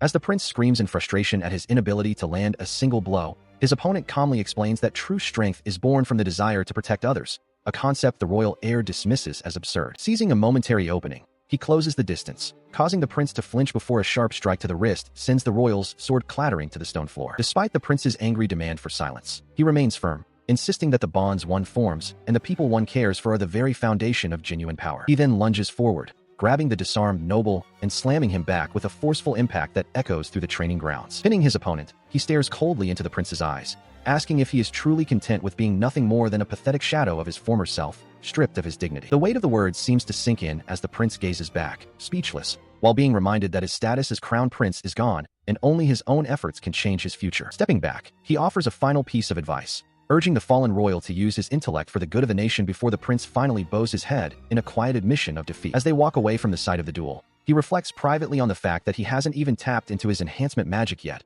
leaving him to wonder just how overwhelming his power could truly become if he were to use it. He stood amidst the aftermath of the duel, his mind racing with the implications of his overwhelming victory. He questioned if this effortless power was a mere reincarnation bonus, and pondered whether he should suppress his abilities even further to avoid drawing unwanted attention. He recalled the moment he had caught the blade with a white feather catch, a feat that had clearly left an impression on those watching. He watched as the young noble approached him, offering a sincere word of gratitude for the way the duel had concluded. The man remarked on the visible relief on his brother's face following the defeat, acknowledging that the outcome had somehow been a mercy. X accepted the thanks with a cold indifference, his internal monologue far darker. He knew that had the threat been directed at Alice, his response would have been an assassination rather than a lesson. He listened as the noble inquired about his next destination, but he didn't answer immediately. His hand tightened into a firm clench as a somber realization took hold. He looked down at his palms, haunted by the memory of the lives they had taken in another world, and felt a sudden, sharp pang of guilt at the thought of using those same blood-stained hands to hold someone as pure as Alice. He finally broke his silence, declaring his intent to travel to the Misty Estate. His goal was clear. He needed to meet with Alice's stepbrother, a meeting that promised to further entwine his fate with the noble house he had sworn to protect. Descending into the damp darkness of Duke Misty's basement, the young man's footsteps echo against the cold stone. He stands before the iron bars of a cell, looking down at the disheveled figure within. With a cold, level voice, he asks the prisoner if he can maintain silence regardless of what follows. When the captive, Liger, fails to recognize him, he identifies himself as the one Liger once resented, X-Lost. The revelation hits the prisoner like a physical blow, and he lunges at the bars with a desperate, metallic clang. He spits out a curse, his face contorted in a mixture of shock and pure hatred. Unmoved by the outburst, the visitor calmly observes that since Liger and Alice rarely interacted, shattering the prisoner's spirit will cause no collateral pain to the girl. He remains standing in the shadows of the corridor, his posture rigid and unforgiving. He prepares to speak with brutal honesty, the weight of his words hanging heavy in the stale air of the dungeon. With chilling finality, he informs the captive that his utility has reached its end. He explains that Duke Misty has already moved on, adopting a new son to take his place. The sentence is clear. The prisoner is to remain in this cold cell until his final breath. The news leaves the man inside trembling, his world collapsing as he stammers in denial. A single candle flickers between them, casting long, dancing shadows across the stone walls. The prisoner desperately clings to the hope that his stepfather would never utter such cruel commands, but the visitor offers no comfort, confirming the harsh reality with a single, sharp word. He continues his psychological assault, pointing out that the Duke has already erased the prisoner from his future. He walks away slowly, the sound of his boots clicking on the floorboards punctuating the realization that no one is coming to save the man in the dark. Leaning closer to the rusted bars, he delivers the most painful truth of all. He stares directly into the prisoner's wide, fearful eyes and tells him plainly that he was never truly loved by the family he so desperately tried to belong to. As he watches the broken man, he recalls the narrative of a past life, where this villain's arrogance was merely a mask for a profound loneliness that a heroine was destined to heal. He tightens his grip, knowing he has fundamentally altered that path, choosing instead to use the knowledge of the game to secure his own ends. He offers the prisoner two final, grim choices, warning him not to project his own internal failings onto others. With a final, cold command, he leaves the man to rot in the silence of his own solitude, the heavy door of the basement sealing away the last of Liger's hope. He stands over the broken man, offering a grim ultimatum: accept a quick mercy killing or place his faith in a former enemy. The metallic click of a blade being readied echoes through the damp cell as he prepares to carry out the Duke's orders. As he turns to depart, he coldly notes that remaining here ensures only a slow, miserable end through starvation or poison. The threat of a lingering death forces a desperate cry of "wait" from the shadows. The prisoner collapses into a fit of hysterical terror, his hands clutching his head as he screams his refusal to die. Every ounce of his former pride has vanished, replaced by a raw, primal fear of the void. Hearing the plea, he pauses, suggesting there is indeed a single path to salvation, though it comes with a steep price. He demands restitution for every grievance, a debt that must be paid in full for the chance to be saved. He leans down, his voice a low, commanding whisper as he instructs the man to discard his identity and become nothing more than a loyal instrument. The offer is clear: survival in exchange for total subjugation. Sobbing and broken, the captive begs for his life, swearing to do whatever is asked of him. He accepts the role of a tool, surrendering his will to the one who holds the key to his cage. He seals the pact with a final, lethal warning: any harm brought to Alice will result in immediate execution. With the agreement struck, the oppressive atmosphere of the dungeon gives way to the bright, crisp air of the following morning. Elsewhere, a new figure emerges: Light Charles, the Duke's second son, who greets his guests with a practiced, noble grace. Watching from the sidelines, the young man identifies this newcomer as another pivotal target in the unfolding narrative he alone understands. Later, while walking through the manicured gardens, his companion explains the complex web of roles they inhabit, identifying herself as the heroine and the young lady as the villainess. She suggests a shift in strategy, proposing they move away from the elder brother's path to focus on the younger. Satisfied with the progress, he agrees to facilitate a meeting with Varys in exchange for more information about the world's destined events. He remains focused on his ultimate goal, systematically removing every threat that could jeopardize his future. The two young men sit across from each other, steam rising from their tea as they discuss the future. Light brings up the topic of marriage, mentioning his own desire to get engaged and noting the arrangement between his companion and Duke Misty's daughter. He shifts the conversation, inquiring if Light knows a girl named Maria. This catches the young noble off guard, leading him to wonder if his guest is lacking a fiancée of his own. He quickly dismisses the notion, claiming it was a simple question born of curiosity. Internally, he notes that Light seems to have no connection to Maria, who the noble identifies as the cause of his brother's downfall. The tension eases as they sample some cookies provided for the meeting.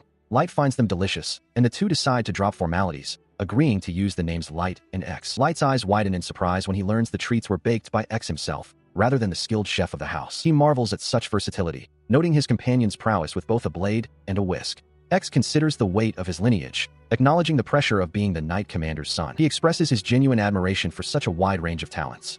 X doesn't deny the difficulty of his path, but admits that his various skills are a point of personal pride. The conversation turns more somber as Light confesses the sleepless nights he's endured since being positioned to lead his family. X offers steady encouragement, advising him to focus on taking things one step at a time. Grateful for the support, he asks if he can continue to seek such counsel in the future, truly glad for their new acquaintance. Their private moment is interrupted by a knock at the door. A servant announces the arrival of Peter, signaling a shift in the afternoon's proceedings. He stands before his younger brother, his presence cold and demanding. Light Charles looks up in shock as the eldest son of Duke Charles, Peter, suddenly seizes him by the collar with a violent yank. Peter's eyes burn with a quiet fury as he demands to know what Light wants, his grip tightening as he questions how his brother even dares to show his face. The sudden aggression leaves Light reeling, his hands flying up in a futile attempt to ward off the physical confrontation. Peter's movement is a blur of motion, forcing his brother back as he continues his verbal assault, his voice low and dangerous. He continues to vent his frustrations, his words dripping with resentment over Maria's current situation. He finds it unbearable that she has become a mere maid to Alice, a woman he clearly despises, and he blames Light's perceived betrayal for the misery they now endure. Light can only stammer in disbelief, unable to reconcile the brother he knew with the man currently towering over him. Tightening his hold even further, he brings his face inches from Light's, his expression a mask of cold menace. He warns his brother that if the insults toward Alice continue, he will not hesitate to physically break the hands that Light uses to gesture so wildly. The sound of Light's panicked breathing fills the space between them as the threat hangs heavy in the air. He looms over the trembling youth, his shadow casting a dark pall over the room. With a voice like grinding stone, he makes it clear that any further demeaning of Alice will result in a threat to Light's very life. Light, now thoroughly cowed, can only stare up in terror, realizing that the man before him is capable of following through on every word. Having made his point, he stands tall while his brother remains slumped on the floor, defeated. He calmly adjusts his composure, stating with chilling detachment that such harsh actions are sometimes a necessity to maintain order and respect. The younger brother remains frozen, his mind racing as he tries to process the sheer intensity of the encounter.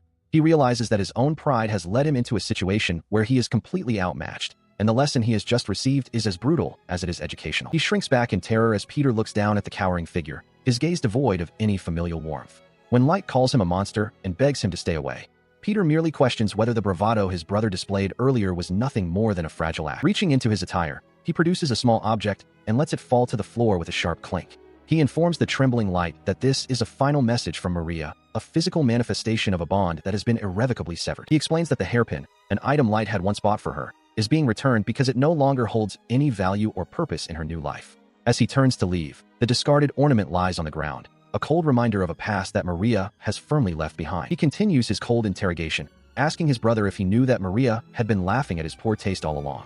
The revelation strikes a visible chord of disbelief, shattering the last remnants of the younger man's composure. Reeling from the verbal blow, the younger brother struggles to process the collapse of his reality, realizing that the idealized woman he thought understood him was nothing more than a fabrication from the very beginning. The elder brother doesn't stop there, dismissing the other's pride as entirely useless and troublesome. When questioned if this was all just a cruel attempt to humiliate him, he simply replies that his intentions are quite the opposite. He leans in, describing his sibling as a hollow vessel of arrogance and broken spirit, perfectly suited for a new role. With a chilling calm, he offers a choice: to become his puppet. Later, the weight of his hidden life seems to press down on him as he sits quietly beside Alice in the garden. Despite the peaceful surroundings, a profound weariness clouds his features, though his resolve remains centered on the girl beside him. He knows he must keep his darker nature hidden, vowing that she must never see the cold, calculating face he shows the rest of the world. To him, her presence is the only thing of true value in a world of deceit. Watching her, he accepts his role as a guardian in the shadows, committed to doing whatever is necessary to ensure no one else can ever lay a hand on her, even if it means operating from the darkness. He eventually breaks the silence with a hypothetical question, asking her how she would react if he were to commit a truly wicked act. Without a moment's hesitation, she looks at him with absolute devotion, declaring that she would trust him and follow him regardless, certain that any wrong he did would be for a righteous cause. A rare, genuine smile touches his lips as he claims her as his own, a sentiment she playfully returns with a giggle, warning him that he belongs to her just as much and must never stray. He admits to a sudden wave of exhaustion, his eyes heavy as he looks toward his companion. With a gentle request, he asks if he might rest his head upon her lap, seeking a moment of respite from the burdens he carries. Settling into the comfort she offers, he lets out a soft sigh as he reclines. As he rests, he reaches up to affectionately pat her head, noting how remarkably light she feels. He can't help but comment on the beauty of her silver hair, his fingers tracing the soft strands as they talk quietly together. The peaceful atmosphere of the garden surrounds them as she playfully tickles him, drawing out a rare, genuine moment of lightheartedness. He realizes that these quiet interludes with her are his sanctuary. The simple act of being in her presence causes the weight of his fatigue and his dark machinations to simply melt away. Yet, even in this tranquility, his mind remains fixed on his ultimate goal. He reflects on the desperation that has driven his every move, acknowledging that only a single target remains before his long-standing objective is finally within reach. Sometime later, standing within the familiar halls of their academy and dressed in their formal uniforms, he turns his attention back to her. He decides that the time is finally right to follow through on a promise or a desire he has held back, telling her that they can now fulfill what was previously delayed. With a calm but expectant gaze, he poses a question that catches her completely off guard. He asks if she will accompany him on a date, his expression softening slightly as he awaits the response of the one person who has remained steadfastly by his side through everything. Alice's eyes widen as she repeats the word date, her mind racing with the definition she's heard, a meeting between people with mutual affection. She turns to the young man beside her, her voice trembling with a mix of shock and anticipation as she asks if he is truly suggesting they go on such an outing together. He remains perfectly composed, his dark eyes meeting hers with a steady, unwavering gaze. He continues, noting that she likely hasn't had much opportunity to simply relax and explore the area. Recognizing her unfamiliarity with the local geography, he offers to be her guide, his tone gentle yet firm. She follows closely behind him, her expression a blend of happiness and lingering shyness as they walk through the quiet halls. Leaning in closer, he paints a picture of their potential excursion, suggesting they wander through the town to experience the sights and sounds of the world outside. His proximity causes her heart to flutter, her gaze fixed on him as he promises that they will simply have fun together. She smiles brightly, her decision made, declaring that she would be delighted to go as long as it is with him. He nods, satisfied, and informs her that the arrangements are already in place, having secured the Duke's permission and ensured that all security measures are handled. As the sun shines over the academy grounds, the final details are whispered between them. He promises to come and pick her up on the next holiday, a plan that she eagerly accepts, marking the beginning of a new chapter in their relationship. Later, upon returning to his family's estate, he finds his father waiting. He observes the older man, reflecting on the fearsome reputation the Viscount holds as a war demon. Despite the man's composed exterior and the way he delegates mundane tasks to subordinates, the weight of his martial prowess is a constant, palpable presence. His father looks up from his drink, his expression turning contemplative as he discusses the nature of strength. He admits to his son that in all his years, there are only two men he has never been able to best in combat: his own father, Mobius Lost, and a mysterious individual he refers to only as that guy. This revelation sends a jolt of alarm through the young man, his mind reeling at the sudden shift in the narrative's tone. He realizes with a sinking feeling that such a cryptic warning feels less like the romance-focused world he expected and more like a dangerous omen from a different kind of story altogether, even as his father maintains a grim, resolute silence. He clenches his fist, the weight of his resolve heavy in his mind. To protect Alice, he realizes he needs more power than he currently possesses. Seeking to test his limits, he approaches his father and asks for a brief spar. As he grips a wooden practice sword, he asks if it's all right for them to fight seriously. They move to the training grounds, where his father sheds his formal coat. The older man warns that using physical enhancement magic might destroy the grounds, but he eventually agrees to the terms of the duel. With a confident smile, the veteran warrior signals the start of the match, his eyes sharpening with anticipation. The air erupts with the sound of wood striking wood as they dash toward each other, their initial clash sending a sharp vibration through their arms. The duel intensifies as his father incorporates unexpected strikes, catching him off guard with a sweeping kick that sends him rolling across the dirt.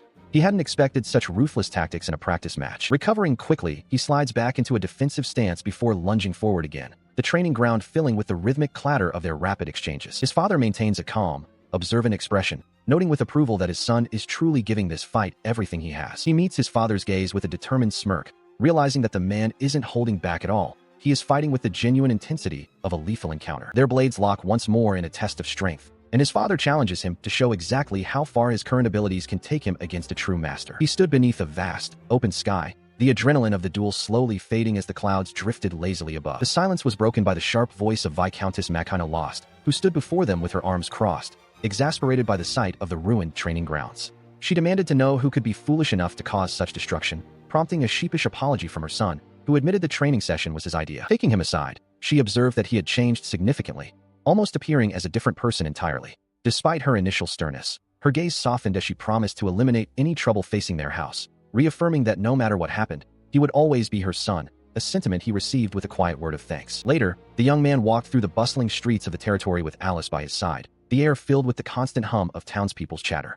She looked around in wonder, marveling at the lively atmosphere and the respect the locals clearly held for him. He explained that this land was a reward his father had chosen for his service in the war, having turned down a royal marriage and a promotion to earl out of devotion to his mother. It was a decision that had shaped their lives and secured this peaceful territory for their family. As they continued their stroll, he couldn't help but admire how Alice looked in her attire, finding her presence a welcome comfort. When they reached for each other's hands, a local merchant called out in greeting, surprised to see how much the young master had grown since his last visit. Their walk eventually led them to a familiar face, whom he introduced to Alice as his uncle. The girl offered a polite greeting, while the man behind the counter looked on with a mix of surprise and recognition at the couple standing before him. The man mentioned the rumors circulating about the young noble taking a lady away from a prince, a claim that was met with a confident smile. He pulled Alice closer, declaring that his long-held feelings had finally come true, and that he was truly happy to have her by his side. The surrounding crowd erupted in cheers and well wishes, their voices joining in a chorus of congratulations for the newly engaged couple. The warmth of the community's support filled the air, marking a public acknowledgement of their bond. Before they departed, his uncle insisted on giving them a gift of steaming buns as a congratulatory token, refusing any payment for the simple gesture. With the warm treats in hand, the pair continued their walk through the beautiful day, the future looking brighter than ever before. He pauses at a jewelry stall, his gaze drawn to a simple, elegant ring. When the merchant asks if something caught his eye, he confirms it with a quiet nod, his mind already made up. Picking up the piece, he examines the natural gemstone glinting in the light, noting that the size seems perfect. Turning to his companion, he insists on purchasing it as a memento of their day together, brushing aside her soft protests. As the ring slides onto her finger, she looks at it with wide, shimmering eyes, promising to treasure the gift as a precious substitute until the day of their official wedding. Touched by the gesture, she takes his hand and asks if there is anything she can do for him in return, her expression filled with earnest gratitude. The peaceful moment is shattered as a group of men suddenly closes in, prompting him to sweep her into his arms in a protective carry, instructing her to keep her eyes tightly shut. When the assailants reveal they were hired to beat him, he remains unfazed, coldly advising them to leave while they still can, even as they mock him for trying to fight while carrying a burden. He proves them wrong instantly, delivering a series of swift, brutal strikes and kicks that send the men sprawling, all while keeping her safely tucked against his chest. Standing amidst the fallen thugs, he issues a chilling ultimatum: surrender within 10 seconds, or face a far more permanent end for daring to threaten someone so precious to him. Once the threat has passed, he gently sets her down and offers a sincere apology for the frightening interruption, though she only looks at him with admiration, realizing he kept his promise to protect her. He reflects on the recent attack, his mind narrowing down the list of those who might harbor a grudge against him. Shifting his focus back to the present, he informs his companion that there is one final destination he wishes to visit. With a gentle request, he asks her to keep her eyes closed for the journey ahead, to which she softly consents. Having secured her agreement, he sweeps her off her feet into a firm embrace. The sudden movement draws a startled gasp from her, but she quickly settles into his arms, accepting the unconventional mode of transport as they begin to move. After a short time, he instructs her that she may finally open her eyes. As her lids flutter open, a look of pure wonder washes over her face, her breath catching at the sight before her. They stand amidst a sprawling, vibrant sea of flowers that stretches toward a distant manor. He continues to carry her through the blossoms, the air filled with drifting petals. She is completely captivated, whispering that this is surely the most magnificent garden in the entire region. Above them, the sky is a soft canvas where delicate petals dance on the breeze, mirroring the tranquility of the hidden meadow. The two of them remain immersed in the floral landscape, the quiet beauty of the moment providing a stark contrast to the violence they encountered earlier in the day. Eventually, she questions how much longer he intends to hold her. When he playfully offers to set her down if she wishes, she lets out a small huff of protest, accusing him of being teasingly cruel for even suggesting it. In response to her desire not to be treated like a child, he poses a provocative question, asking if she would prefer he treat her as an adult instead.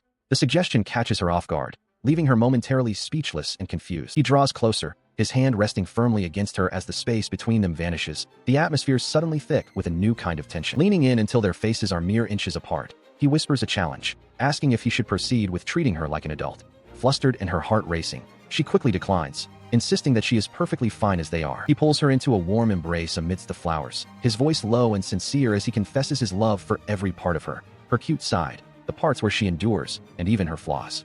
Overwhelmed by the moment, she asks softly if it would be selfish of her to never want to return home. She clings to him, her fingers tightening against his back as she vows to never let go of his hand, regardless of the years that pass or the lives they might lead.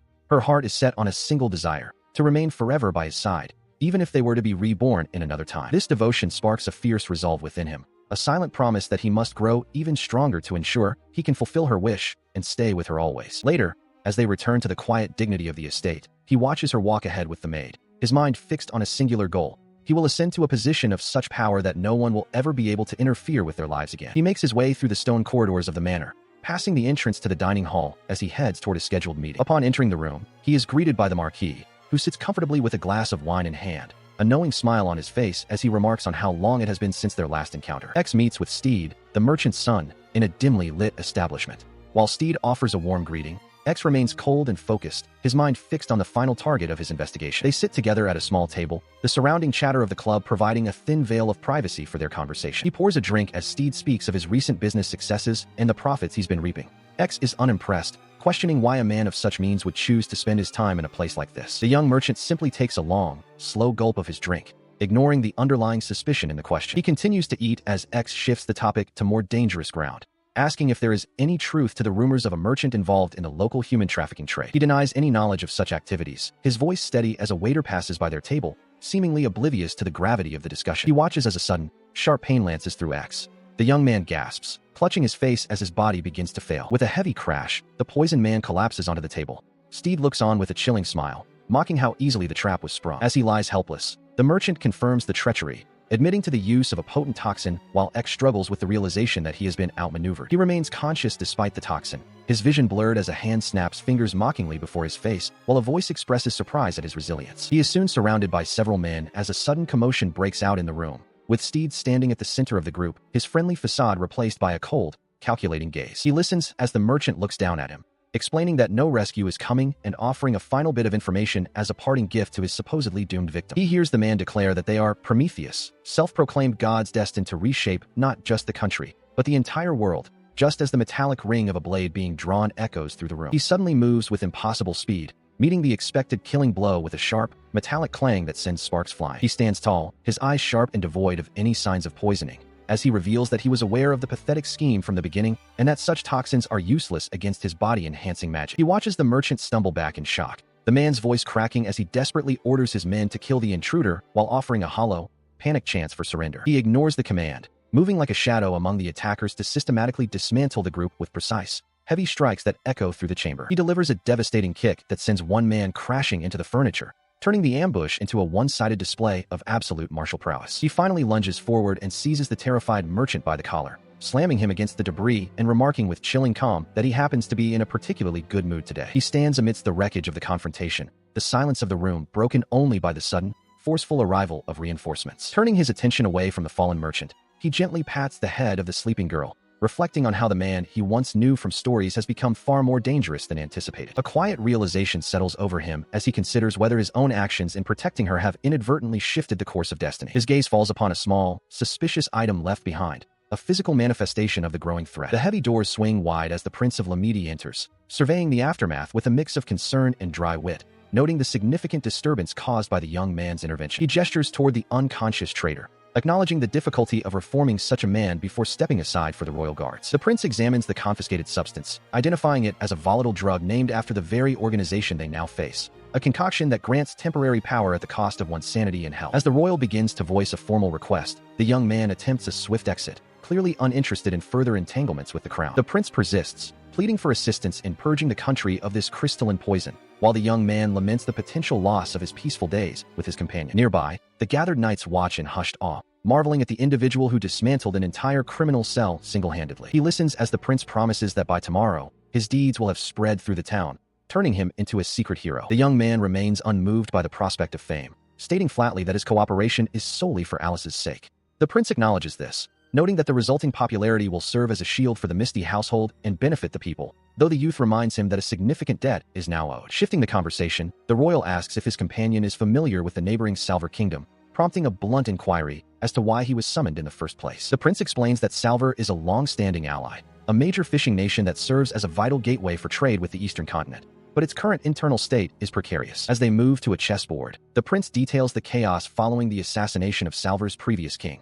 Although the crown prince has ascended, he has failed to stabilize the nation, leading to a surge in human trafficking and the trade of illegal substances. A heavy silence falls over the room, punctuated only by the clatter of a fallen chess piece against the board. The prince reveals the dark heart of the matter, noting that a specific organization is behind the turmoil, a name that causes the young man to flinch, Prometheus. Reacting instantly, he stands to depart, but the prince lunges forward to grab his arm, desperately urging him to wait, and announcing his own departure for Salver the following day. He tries to shake off the royal, demanding not to be dragged into such perilous affairs, only to be met with the revelation that this mission is a direct order from the king himself. Soon after, a horse-drawn carriage rattles along a dirt path, carrying the party toward the border under the guise of a diplomatic visit to strengthen international ties. Prince Reborn outlines the gravity of the situation, tasking the group with tracing the origin of the illicit drugs and severing the import routes. He then directs their attention to the two royal figures standing nearby. He explains that the presence of the princesses is central to their diplomatic efforts, as the stability of the Salver kingdom hangs in the balance. He maintains that while he will not force their hand, his personal commitment to safeguarding the realm is absolute, a sentiment that leaves the young knight visibly skeptical. Stepping forward with regal poise, the elder princess introduces herself as Manarya Salver, the first princess of the Salver kingdom, expressing her hope for the protection of her nation. She then presents her younger sister, Cynthia, who watches the newcomers with a mixture of curiosity and apprehension. He responds with a practiced, formal bow, identifying himself as X of the Viscountcy of Lost, representing the Kingdom of Landry. The mention of his name causes a stir between the sisters, who wonder aloud if he is the legendary knight from the stories they have heard. They recount rumors circulating in neighboring lands about a brave knight who rescued a frail duchess from the clutches of a villainous prince, a tale that causes Reborn to break into a nervous sweat. The young knight seizes the opportunity to mock his companion, addressing him as the evil prince of the rumors, while Reborn frantically tries to steer the conversation away from his tarnished reputation. The prince quickly adopts a charming facade, urging Cynthia to relax, and insisting that their primary objective is to cultivate a deep and lasting friendship between their two houses. He watches as the young princess admits her nervousness around strangers, offering a polite word of thanks as she tries to compose herself. Because of this initial hesitation, Princess Cynthia offers a soft agreement, while her sister, Manarya, suggests they all take their time to truly understand one another. The prince nods, confirming that the very reason for their presence is to foster a deeper bond between their respective nations. Seeing the two interact, Manarya notes with a playful smile that the prince and her sister already seem to be finding a comfortable rhythm together, causing Cynthia to blush in surprise. He suddenly shifts his posture, adopting a more dramatic and polished air that catches the others off guard. With a self-deprecating chuckle, he confesses that he had actually prepared a series of formal lines for their courtship, but the natural flow of their meeting has rendered them unnecessary. This unexpected admission leaves the young princess momentarily speechless, her eyes wide with confusion. Seizing the moment, he extends a bold invitation, telling her that she would be welcome in his kingdom as a consort whenever she might be willing. Following this surprising exchange, the group begins to stroll through the palace grounds, the weight of the prince's words hanging in the air. As they walk, X approaches Princess Manarya with a sudden gravity, stating that he has an urgent matter he must discuss directly with the king. He had just concluded his formal request, and the conversation shifted toward the princess. Reborn mused aloud, wondering if she was truly the type of woman his companion preferred. The prince continued his teasing, suggesting that she seemed like the sort who would offer a charming reaction if provoked, even slightly. He confessed it had been love at first sight, which only drew a dry remark about his sadistic streak. He grew more reflective, explaining that even within the constraints of a political marriage, he desired a genuine connection with someone he liked, much like a certain individual they both knew. As the afternoon light streamed through the tall windows of the manor, the atmosphere shifted toward the cold reality of their next objective. They began coordinating their efforts to gather intelligence on Prometheus during the upcoming evening gala. He detailed his intent to slip away from the festivities to track the drug's source and dismantle the operation at its root. His companion looked on with a mix of concern and skepticism, questioning if he truly intended to infiltrate the enemy's stronghold entirely on his own. He met the gaze with a calm, unwavering confidence, asserting that no matter how many opponents stood in his way, they would be no match for his steel. The prince offered a final word of caution, acknowledging his prowess but urging him to remain vigilant. He simply replied that his only goal was to finish the task swiftly so he could return to Alice's side. They stood together, fully aware that high-ranking nobles within the kingdom were likely complicit in the illicit trade. With the plan set, the time for the evening party had finally arrived. King Jill Salver sits at his desk, the scratch of his quill the only sound in the room as he reviews a message from the young X. He confirms the arrival of the correspondence, noting the promise of a gift at the evening's festivities and his intention to attend alongside Count Fredette. He pauses his writing, reflecting on the young man's lineage as the son of Vector. Reaffirming the boy's remarkable skill from their previous training sessions, the king acknowledges the weight of the upcoming social gathering. Elsewhere, a sharp smirk plays across the lips of Prince Rince as he looks out over the city. The anticipation of the night's events clearly pleases him, his gaze fixed on the horizon with a predatory confidence. The grand ballroom is filled with the low hum of chatter and the scent of expensive perfumes as the prince takes center stage. He welcomes the gathered nobility, his voice carrying easily across the ornate hall as he prepares to make a momentous announcement. Beside him, Princess Cynthia stands with a practiced grace as the engagement between the two royal houses is officially proclaimed. The news ripples through the crowd, met with a thunderous wave of cheers and applause that echoes against the high ceilings. Amidst the celebration, X moves through the crowd with a quiet intensity, eventually coming face-to-face with Count Fredette. While the surrounding nobles whisper about the young man's sudden rise to prominence, he maintains a polite but distant demeanor. He leans in close to the Count, his voice dropping to a low, dangerous whisper that cuts through the festive noise. He mentions the Count's recent business ventures, a revelation that causes the older man to stiffen in visible shock. The young man continues his interrogation, casually inquiring if the Count's wife accompanied him to the gala. When the Count confirms she remained at home, a cold, calculating look settles over his features. He delivers a final, chilling ultimatum, advising the Count to withdraw from his current path. His eyes are devoid of warmth as he suggests that a shred of conscience toward his family should be enough to dictate his next move. He stands firm as the Count blusters, dismissing the warning as nonsense. The nobleman, sweating and indignant, refuses to take the threat seriously, declaring he cannot deal with such absurdity before storming off. Watching the Count depart, he lets out a weary sigh, acknowledging to himself that the attempt at a peaceful resolution has failed. Nearby, Prince Rince observes the exchange with a calculating glance, though he remains silent as the young man moves on. Later, under the cover of darkness at the docks, the Count meets with a group of rough-looking men near a moored ship. He hands over a payment, dismissing concerns about a noble conducting such business in the open by noting that the kingdom is too distracted by the royal engagement for anyone to interfere. Suddenly, he emerges from the shadows, startling the conspirators. When one of the thugs demands to know who he is, he calmly identifies himself as the son of a knight commander, his sudden presence causing the men to flinch in surprise. He stares them down with a chilling intensity, his voice low as he explains that their presence is a waste of the precious time he could be spending with Alice. The thugs, sensing the shift in the air, prepare to strike, though their bravado is clearly shaken. Without hesitation, he lunges forward, his movements a blur as he delivers a powerful strike that sends one of the men reeling. The sound of the impact echoes through the quiet docks as he begins his systematic dismantling of the group. He moves like a whirlwind among them, parrying blows and striking with lethal precision. The air is filled with the sounds of the struggle, the clatter of boots on wood, and the pained cries of the men as they are swiftly overwhelmed by his superior skill. Standing amidst the fallen, he watches as one of the survivors attempts to scramble away in terror. He asks coldly if the man truly believes escape is an option, his gaze never wavering from his prey. The realization of his identity begins to dawn on the remaining men, one of them stammering about a figure known as Hercules or his son. Count Ferdet, watching from the sidelines, is gripped by a new kind of fear as he realizes the true nature of the person he dismissed. As the tension peaks, a bald man draws his blade, his expression hardening as he speaks of Viscount Lost. He notes that if the father is a monster, the son inevitably follows, labeling the Lost family as a significant hindrance to an organization known as Prometheus. He dismisses the inquiry with a shrug, expressing surprise that his opponent would even know of his father's reputation in such a place. X, however, remains focused, silently questioning the true extent of the man's reach. Suddenly, the mercenary lunges forward with a violent dash, his boots crunching against the ground as he boasts that their influence spans the majority of the eastern continent. Despite the aggressive display, the young noble merely shifts his stance, his shoes scraping the earth as he calmly absorbs the revelation. With a fluid motion, he evades the strike and delivers a precise, crushing blow to the mercenary's neck, thanking him for the candid reply. The brute collapses instantly, his body hitting the ground with a heavy thud as he gasps for a help that will not come. Looking down at his defeated foe, the warrior reflects on his own strength, noting that there are only two individuals he has failed to overcome in his life. His thoughts drift to his father, Mobius Lost, and that other lifelong nemesis who continues to haunt his memories. Standing alone by the moonlit shore, he sighs at the growing complexity of the situation, wishing he were spending a quiet moment with Alice instead of hunting shadows. Later, amidst the echoing chatter of the royal court, the arrival of King Salver is announced to the gathered nobility. Presenting his captives before the court, the young man formally announces his success.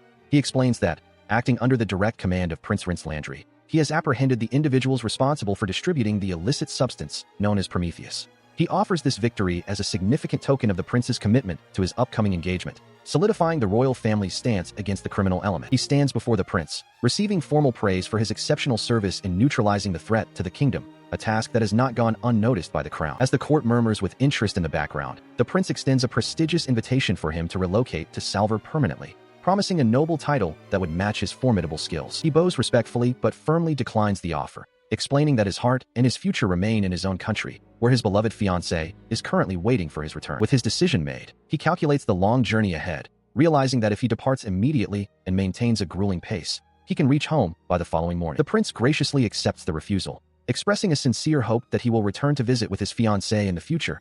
As the young man turns to make his swift exit from the royal presence, he breaks into a supernatural sprint, his body becoming a mere blur against the landscape as he pushes himself to the limit, driven by an overwhelming desire to see Alice as soon as possible. His sudden appearance back at the estate sends a shockwave through the staff, who are left reeling at the impossibility of him returning from a neighboring kingdom in such a short span of time. He finally finds her on the grand staircase, and she gasps in utter disbelief, struggling to understand why he is standing before her when he was supposed to be away on duty. He simply explains that his own physical capabilities far exceed the speed of any horse-drawn carriage, dismissing the feat as a simple matter of personal effort to bridge the distance between them. Reaching out, he takes her hand in a firm, possessive grip, admitting that despite the exhaustion of the journey, he is truly happy to finally be back by her side. He listens as she admits how lonely she felt during his brief absence, her eyes reflecting the depth of her longing. In response to her confession, he pulls her into a firm embrace, the sudden movement echoing the depth of his own longing.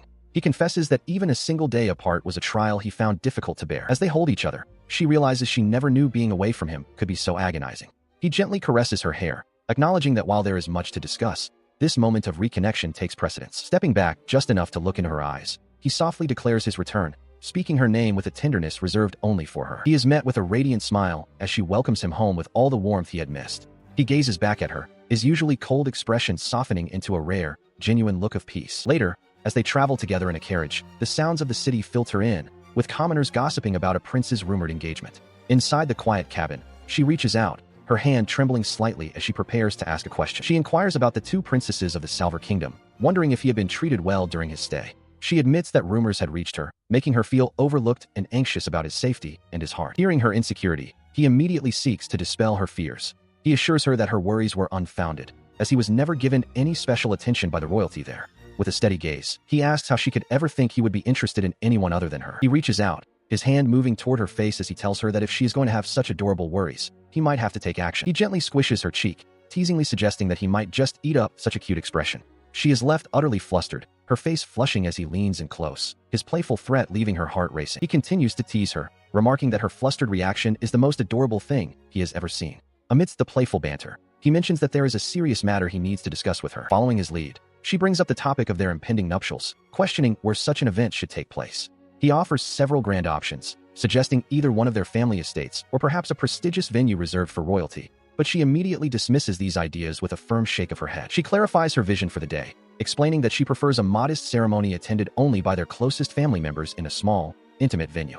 Her voice softens as she confesses that her desire isn't to marry him for status or noble obligation, but simply as a woman who loves him. Overwhelmed by the sincerity of her words, he pulls her into a tight embrace, his heart swelling with the realization that she truly is the most wonderful person he has ever known.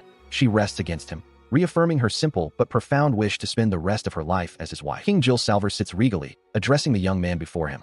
He expresses a deep desire to honor the recent service rendered to the kingdom, noting that he is not the only one who requested this audience. In response, the young man immediately attempts to shift the praise, insisting that the credit for eliminating Prometheus and securing the import route belongs entirely to Prince Rince.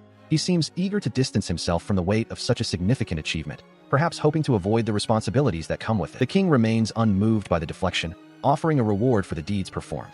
When the youth bluntly asks to simply be allowed to return home, Prince Rince cannot help but laugh at the audacity, while the king counters that it is time for the young man to step out of the shadows and show the world his true worth. Standing between the two young men, the monarch outlines a grand vision for the future, declaring that they are to be the very foundation upon which the country is built. He explains that their achievements must be made public to strengthen the nation's stability, regardless of their personal desires for privacy. The weight of these words leaves the young man visibly stunned, especially as the king continues, suggesting that the transition of power should occur as soon as Prince Rince completes his studies at the academy. Prince Rince, observing his father's eagerness, remarks on the perceived cruelty of being expected to take the throne in a mere year. He notes with a knowing look that the king seems quite desperate to enter retirement as quickly as possible. Seeking a different path, the young man declares his own intentions. Upon graduation, he plans to join the knights and rapidly ascend to the rank of commander. He assures the others that there is no need for concern regarding the throne, as the prince possesses the genius required to lead. A thoughtful silence follows as a hand taps rhythmically against a hard surface.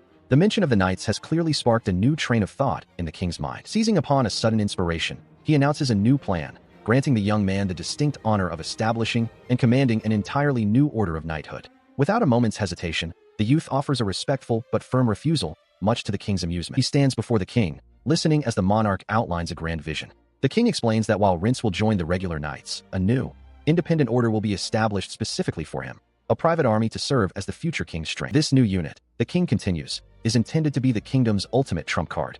Hearing this, the young man can't help but feel a growing sense of dread at the sheer scale of the trouble being thrust upon him. The king then shifts the focus to the conflict with Prometheus, noting that a fight has already been picked. When the youth argues he was merely following the country's lead, the king clarifies the objective, the total eradication of Prometheus. Because of this necessity, the king brooks no further argument, reminding him that as a subject, he must obey a direct royal command. The weight of the decree causes the young man's hand to clench tightly as he realizes his refusal is being ignored. Sensing the tension, the prince steps in with a smile, questioning if such a prestigious reward isn't enough to satisfy him. The youth remains silent, his expression souring at the prince's casual dismissal of his concerns. Ignoring the hesitation, the king decides to take the matter to the boy's father, Viscount Lost, and instructs the youth to have his chosen comrades ready by graduation. The sheer amount of unwanted responsibility makes him hang his head in exasperation. To sweeten the deal, the prince leans closer, whispering a promise of the most exquisite wedding dresses should he agree. The sudden shift from military matters to matrimonial bribes leaves the young man momentarily stunned. He lets out a weary sigh, the mental fatigue of the negotiation finally taking its toll. He asks for just a moment of silence to process the overwhelming demands being placed on his shoulders. They don't stop there, however, as the prince assures him that the finest tailors will be at his disposal to design whatever he desires. In the back of his mind, the image of Alice in a gown flickers, adding a new layer of pressure to his mounting responsibilities. The prince then moves on to mention experts in accessories, further complicating the reward being offered. The young man's brow furrows deeper, the weight of the king's gift feeling more like a heavy chain with every passing second. He accepts the burden of leadership, though his conditions are simple. His duties must not infringe upon his time with Alice, and the compensation must be adequate. The king, seated regally, offers his easy assent to these terms, satisfied that the new order has its commander. Having concluded the audience, he makes his way through the palace grounds, where he is intercepted by a familiar face. Maria approaches, eager to discuss the rumors circulating about his recent exploits involving the capture of bandits during the search for the prince's betrothed. He remains characteristically evasive, offering little in the way of details. When she presses him for information regarding the identity of these outlaws, he simply denies any knowledge, leaving her to wonder at his apparent lack of curiosity regarding the threat. Later, the young man finds himself in a much more somber conversation with his father. The Viscount's expression is grave as he asks if the name Prometheus holds any meaning for him, a question that causes a visible, momentary lapse in his usually ironclad composure. The elder Lost explains that the captured bandits identified this Prometheus as the architect of the recent chaos. More unsettlingly, they had referred to the Viscount himself by the name Hercules, suggesting a history he had long kept hidden. This revelation triggers a deep, internal reflection. He recalls his father speaking of a formidable adversary in the past, a man whom even the seasoned warrior could not overcome, and the pieces of a dark puzzle begin to fall into place. The Viscount continues, his voice low as he speaks the name again, the weight of past failures and the shadow of an undefeated enemy hanging heavy in the air between them. He recounts a harrowing memory of a battle where he came perilously close to losing a limb. The sheer, overwhelming power of his opponent remains vivid in his mind, a scar on his pride as much as his body. The defeat was absolute, yet the victor chose to spare his life, mockingly claiming it was a reward for the entertainment provided. Hearing this, the son clenches his fist in a mixture of frustration and disappointment at his father's admission of such a humiliating mercy. Despite the shadow of that old defeat, the Viscount's resolve is unshaken. He vows to at least force a stalemate in their next encounter, but he places the ultimate burden of victory on his son's shoulders, tasking him with the final defeat of this enemy once he assumes command of the new order. He insists that this burden is his alone, refusing to drag his children into a conflict that might cost him his life. He worries that his wife would be devastated if she knew the truth about the coming battle, and he is determined to keep the weight of this struggle from her. Despite the gravity of the situation, the veteran warrior lets out a boisterous laugh, declaring he has no intention of dying before he sees his grandchildren. Meanwhile, his son begins to analyze the tactical implications of the defeat, wondering if the opponent possesses magical abilities beyond the physical enhancements they witnessed. The young man recalls the reports of a one-armed adversary wielding a terrifying black flame, but a new doubt takes root. Could there be more than one such powerful foe lurking in the shadows? He considers this, noting that it is highly unusual for a single individual to master multiple forms of magic. Yet the enemy seemed to be cultivating a growing power within his own body that defied natural laws. The father describes a chilling detail. The man spoke to himself incessantly, as if locked in a dialogue with an internal presence. This leads the youth to a dark realization, questioning if the enemy is somehow absorbing the magic of others, or perhaps being consumed from within by something far more sinister. Steeling his resolve, the son declares that if his father is prepared to sacrifice everything, then he will be the one to ensure total victory. He vows to defeat the threat himself so his father doesn't have to worry, prompting a proud, knowing smile from the elder man. He reminds his father of his duty as the knight commander, pointing out that a true knight would never allow his actions to bring tears to his precious wife's eyes, challenging the older man's resolve with a sense of familial duty. The commander lets out another hearty laugh, conceding that a knight's primary purpose is to protect, not to cause grief to those he holds dear. He seems heartened by his son's growing maturity and conviction. As they begin to walk away, the father acknowledges the weight of his son's words with a simple nod. The young man glances back, his mind already turning toward the heavy responsibilities that now rest upon his shoulders. His thoughts shift to the young woman he has sworn to protect, realizing that his father's fall would shatter her world as well. Bound by his own silent oath as her knight, he resolves that he will never allow such a tragedy to come to pass, for Alice's sake. He receives a quiet word of gratitude, a simple acknowledgement of his efforts that carries a weight of sincerity. Maria watches him with a look of deep, silent appreciation, her eyes reflecting a newfound respect for the young man who has done so much in the shadows. As they walk through the academy grounds, the air is thick with the sound of hushed voices and curious glances. Alice notices the shift in atmosphere, remarking on how every eye seems fixed upon him today. Their progress is suddenly halted by a group of excited students. While they initially gush over the young woman's charm, Their attention quickly pivots to the man at her side, their voices rising in a chorus of surprise and recognition. The girls begin to pour out their thanks, explaining that a friend of theirs was saved entirely because of his intervention. He stands there, a mask of mild confusion on his face, as the unexpected praise washes over him. Marquez joins the group, adding his own perspective to the growing list of accolades. He recalls how a mutual acquaintance had narrowly escaped a trafficking ring, further cementing the young man's reputation. He explains that the rumors have clearly spread far and wide during his absence, detailing the stories circulating about battles against dark organizations and his role in taking down a corrupt merchant. Alice is wide-eyed with wonder, realizing just how many lives he has touched. He, however, remains silent, determined to shield her from the grim reality of the shadows he walks in, wishing the truth would remain hidden. The students continue their enthusiastic report, mentioning that the friend he rescued is eager to express his gratitude in person once he recovers. He lets out a weary sigh, wishing for the unwanted spotlight to fade as he tries to move past the crowd. Marquez brings up the most daring rumor of all, a confrontation where he supposedly faced dozens of armed foes with nothing but his bare hands. He quickly dismisses the claim as an exaggeration, insisting that he avoids anything truly perilous. He stands amidst his peers, questioning the source of the rumors that have begun to swirl around the academy. Prince Rhyme explains that his own brother was among the witnesses, confirming that the story of the mysterious savior is no longer a secret. As Marquis Stereo playfully dubs him a secret hero, the young man feels a weight of realization. The news of his exploits has indeed permeated every corner of the school, exactly as the prince had warned. Walking through the halls with Alice, he remains silent, the echoes of the conversation still ringing in his ears. He feels the silence break when she gently takes hold of his arm, a gesture that sparks a quiet resolve within him to be her protector above all else. Her expression is clouded with worry as she looks up at him, her voice soft but firm as she implores him to avoid any further reckless behavior. She slides closer, her plea intensifying as she reminds him that while his actions have saved many, those who care for him are left to carry the burden of anxiety. The fear in her eyes is palpable as she asks what would become of her if something were to happen to him, leaving him momentarily speechless. Squeezing his arm tighter, she expresses a deep regret,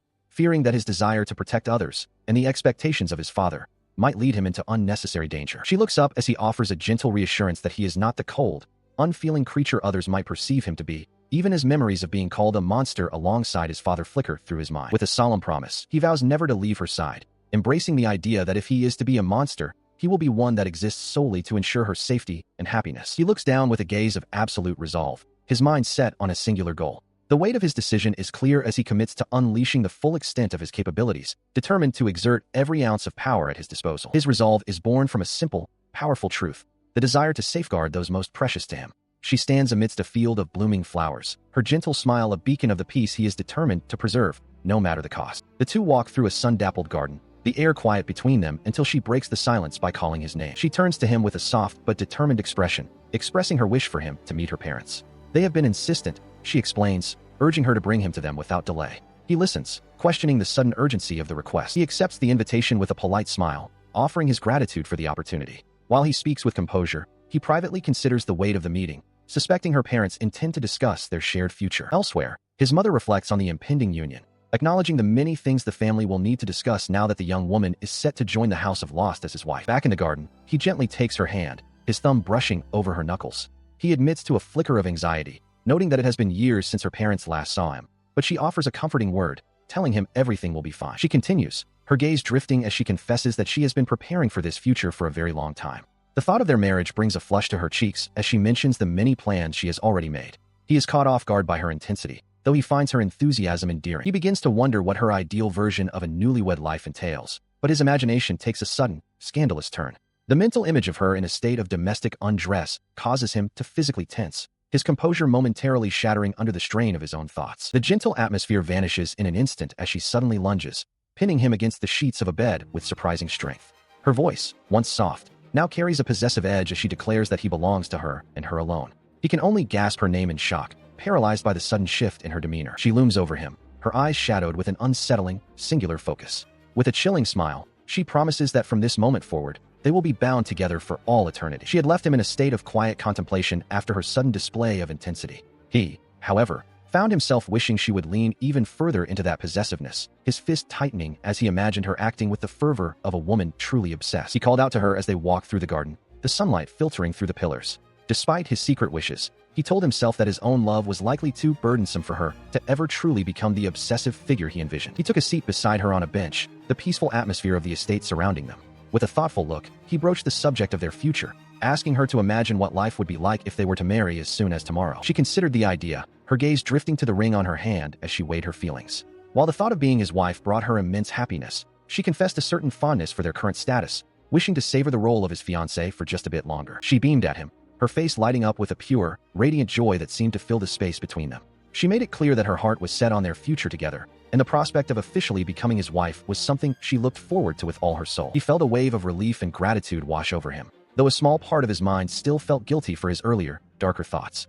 He thanked her for her sincerity and shared his own excitement about the upcoming meeting with her parents, eager to take this next step in their lives. She suddenly leaned closer, her expression shifting into one of intense, focused scrutiny. She whispered a firm reassurance, telling him that regardless of her parents' eventual judgment, his continued happiness was the only thing that truly mattered to her. He couldn't help but feel a flicker of discomfort when the conversation turned toward their respective families. While he respected his father, the idea of the older man becoming too familiar with his future bride sparked a protective, almost jealous instinct within him. She noticed his hesitation and admitted that she, too, felt a similar pang of jealousy when thinking about him getting along too well with her own mother.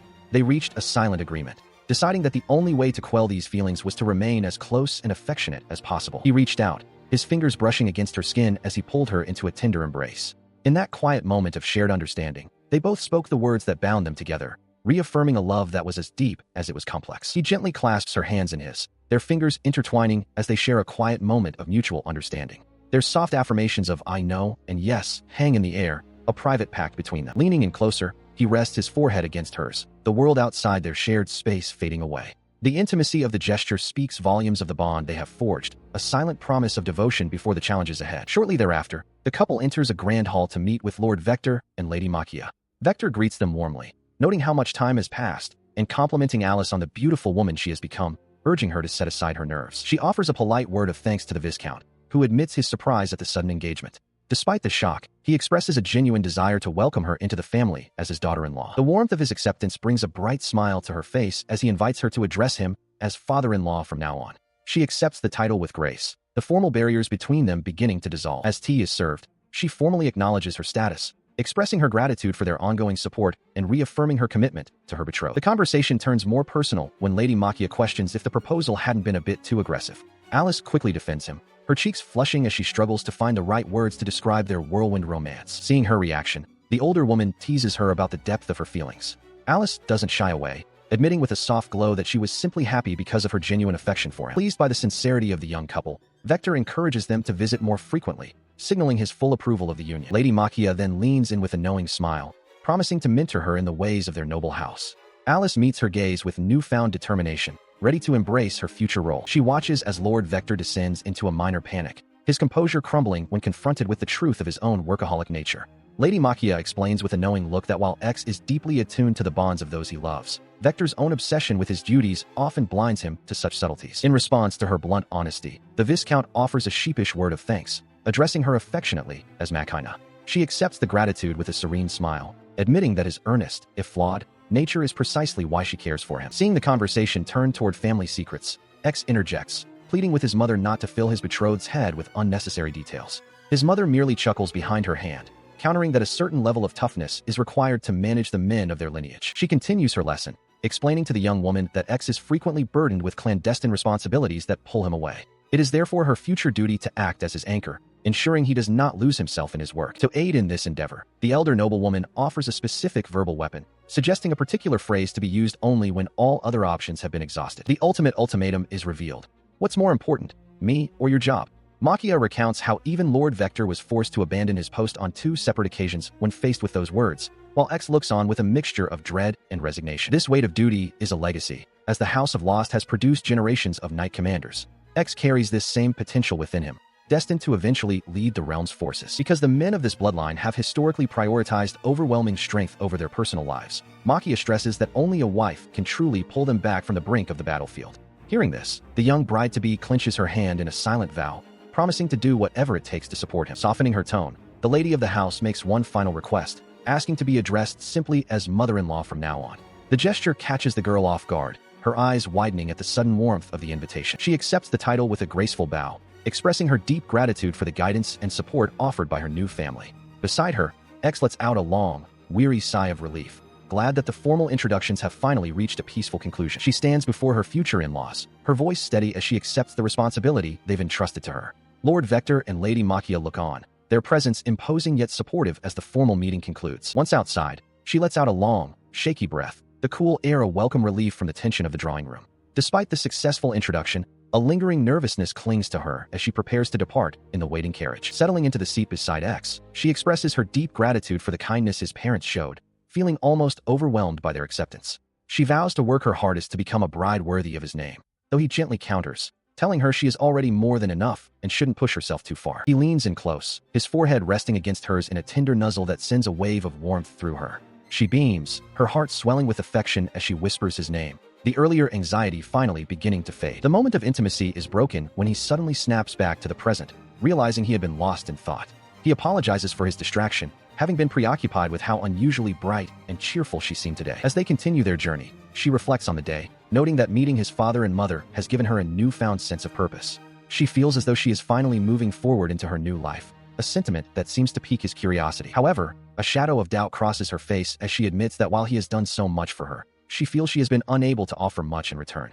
She looks down, her fingers twisting in her lap as she considers her own contributions to their partnership. Her expression softens into a determined smile as she realizes that finding ways to support him is a goal she can actively pursue.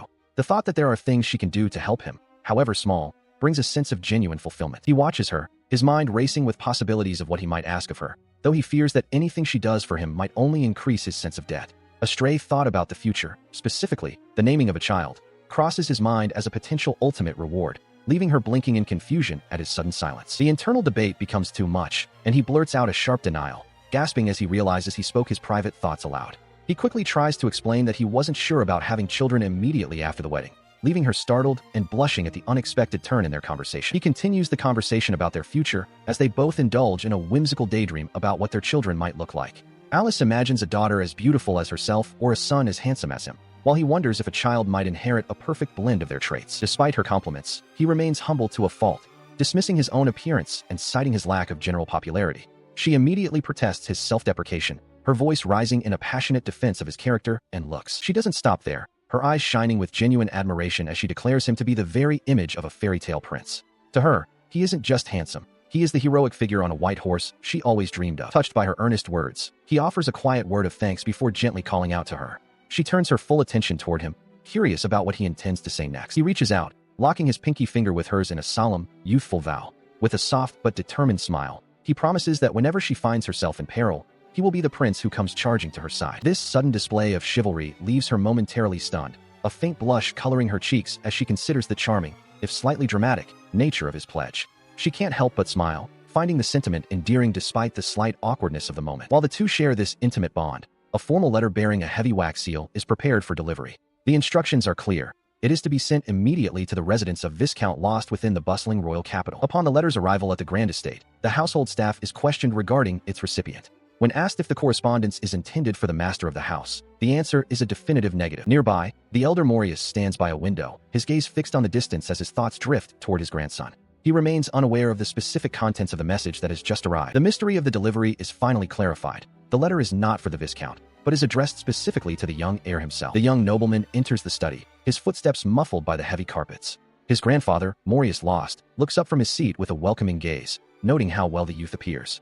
The young man returns the greeting with a respectful nod, acknowledging the long interval since their last meeting. The elder statesman accepts the pleasantries with a simple acknowledgement. As he watches his grandson, the young man's mind begins to race, wondering what specific task necessitated this formal summons. They settle into their seats as the maid quietly prepares the tea service. The patriarch expresses his relief at seeing his heir in such good health, remarking that while old men like himself are set in their ways, the transformation he sees in the boy is even more profound than the reports from Vector had suggested. He then shifts the conversation to more serious matters, questioning the validity of the rumors regarding the young man's intent to join the Knights after his schooling concludes. The youth confirms his path with a steady voice, his mind briefly drifting back to the 6 months that have passed since the night he pledged his life to Alice. During those months, his life had become a whirlwind of navigating social minefields and thwarting the invisible threads of destiny that sought to ensnare them.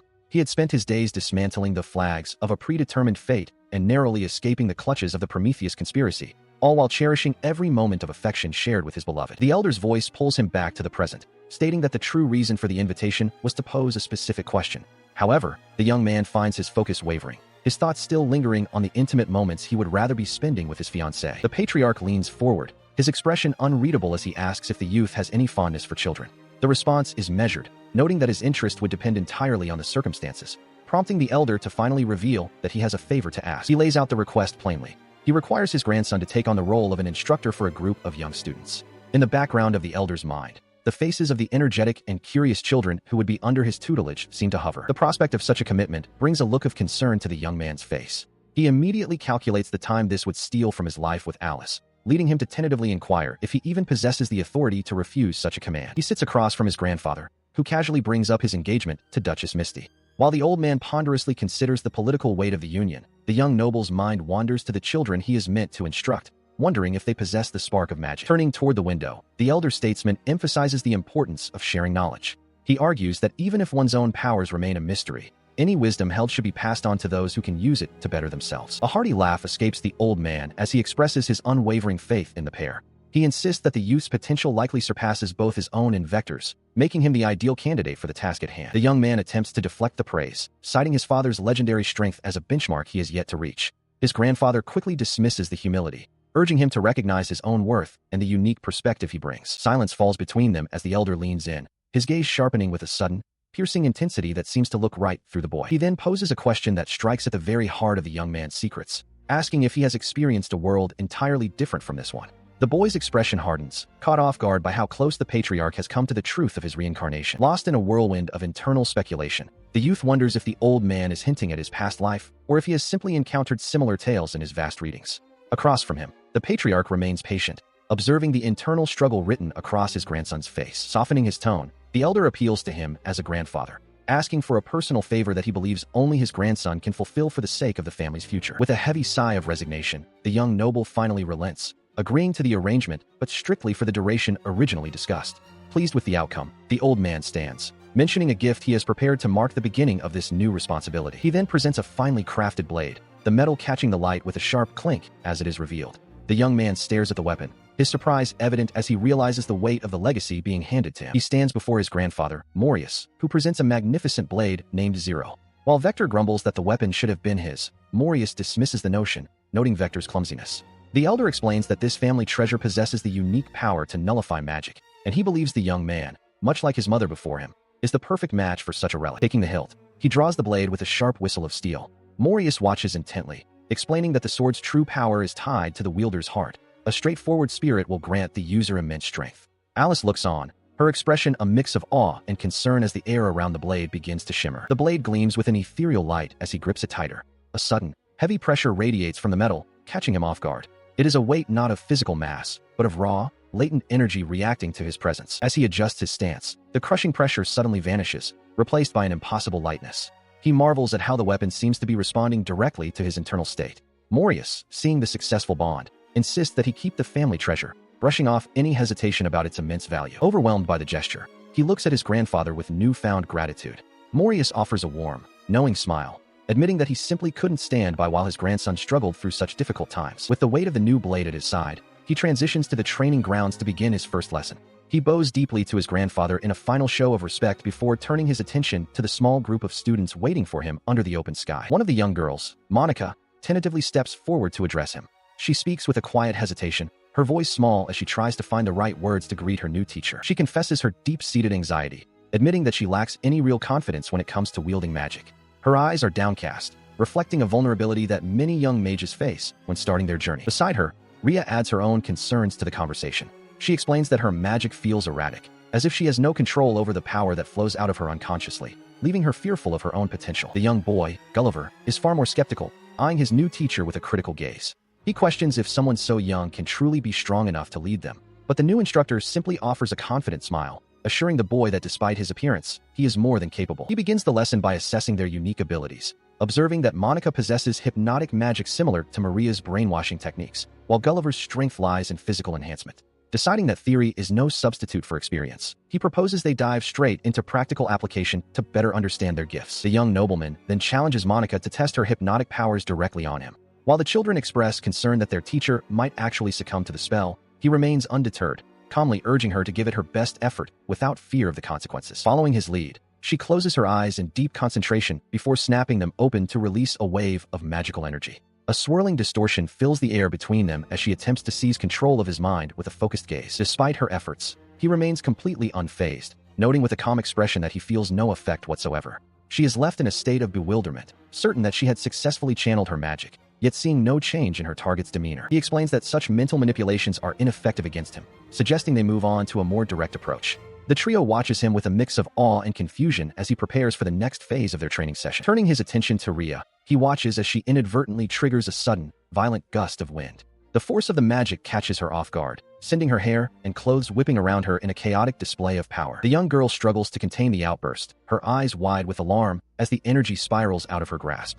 He observes her lack of control, instructing her to continue using her magic until she reaches the point of exhaustion, so they can map the boundaries of her current limitations. Although she questions the safety of using magic she cannot yet master, he reassures her that there is no harm in simply testing her limits for now. He encourages her to push forward, promising that this is the only way to gain the control she seeks over her volatile abilities. With the girl's task set, his gaze finally settles on the young boy standing nearby, who has been watching the proceedings with intense focus. He informs Gulliver that his training will be far more physical, challenging him to a direct bout of combat. The boy looks on, both startled and eager, as his teacher prepares to show him the true meaning of strength through a hands-on duel. He stands with an air of nonchalance, assuring the young boy that he will refrain from using magic for this bout. Gulliver, noting his mentor's relaxed posture, charges forward with a determined shout. He lunges with a high kick, but the young lord catches the strike with a single hand, his expression unchanging. The boy's eyes widen in shock at the effortless display of skill. He loses his balance from the momentum of the failed strike and hits the dirt. Standing over him, the instructor offers a sharp critique, explaining that while speed is his greatest asset, it is wasted without more erratic, unpredictable movement. From the sidelines, the two girls watch the exchange with growing awe. Monica marvels at how composed their teacher remains, while Rhea is stunned that he can neutralize such aggressive strikes without relying on a single drop of mana. They continue to discuss the gap in their power, with Monica admitting that her hypnotic spells have been consistently nullified by their mentor's sheer presence. Rhea can only agree, noting the cold efficiency of his training methods. Meanwhile, the young boy is doubled over, his breath coming in ragged gasps as the physical toll of the duel begins to mount. His opponent remains perfectly still, waiting for the next move. He wipes away tears of frustration, but is met with a stern reminder that such a display is beneath him at this stage of his training. He snaps back with a defiant shout, refusing to admit his vulnerability. Seeing the boy's exhaustion, the mentor offers him a choice: continue the struggle or end the session here. Without a moment's hesitation, he slams his fist down, his resolve hardening as he declares his intent to keep fighting. He forces himself back into a combat stance, his eyes burning with a new fire as he vows to land at least one solid blow. A small, approving smile touches the instructor's lips, acknowledging the boy's rekindled spirit. Turning his attention to the others, he encourages Rhea to be bold with her own abilities. Both girls nod in unison, their determination renewed by the display of grit they have just witnessed. He stands over the exhausted boy, inquiring if he is all right after their intense session. Gulliver, still catching his breath, looks up with a defiant spark in his eyes, vowing that he will land a strike during their next encounter. Following this declaration, the young student bows deeply, expressing his sincere gratitude for the guidance provided. The mentor accepts the gesture with a silent, steady gaze, acknowledging the boy's growth. Moments later, the two girls join their companion, offering their own thanks for the day's lessons. The instructor watches them, his expression unreadable as they acknowledge his support and prepare to depart. Later that evening, he sits at his desk, the scratch of his pen the only sound in the room as he records his observations. He notes that Monica must refine her hypnosis, Rhea needs a deeper grasp of her own strength, and Gulliver would be better served by a lighter, swifter blade like a rapier. As he pauses his writing, his thoughts drift away from the training grounds and toward the woman he left behind.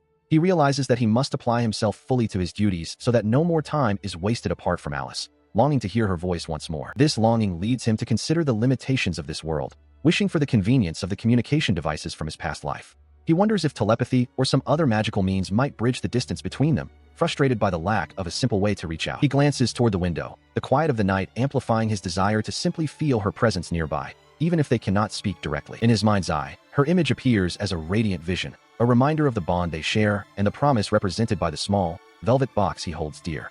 The memory of her face fuels his determination to succeed in his current mission. Meanwhile, at the Misty estate, she stands alone on the balcony until the sound of approaching footsteps breaks her reverie. Maria arrives, gently draping a shawl over her mistress's shoulders to ward off the evening chill, noting the young lady's distracted state. The maid cannot help but notice the distant look in the young lady's eyes and playfully asks if her thoughts have once again wandered toward the young lord lost. Alice can only offer a startled gasp in response to being so easily read, her cheeks flushing in the moonlight. She stands by the window, her expression clouded with a quiet longing that does not escape her attendant's notice. Maria gently points out that the separation seems to be weighing on her, but she quickly dismisses the notion with a soft, unconvincing denial, her breath hitching slightly as she tries to maintain her composure. Seeing through the facade, the maid reminds her that the reunion is only a day away, suggesting she rest to prepare. The young noblewoman inadvertently reveals the depth of her feelings, stating that no one else's presence matters compared to his, before catching herself in a moment of flustered realization. Her thoughts immediately spiral into concern for how she will appear in his eyes, imagining his reaction to any sign of fatigue. She resolves that she cannot allow him to see her looking anything less than perfect, fearing that even the slightest dark circles would cause him unnecessary worry. With a newfound determination, she confesses her simple, heartfelt desire to look as charming as possible for their meeting.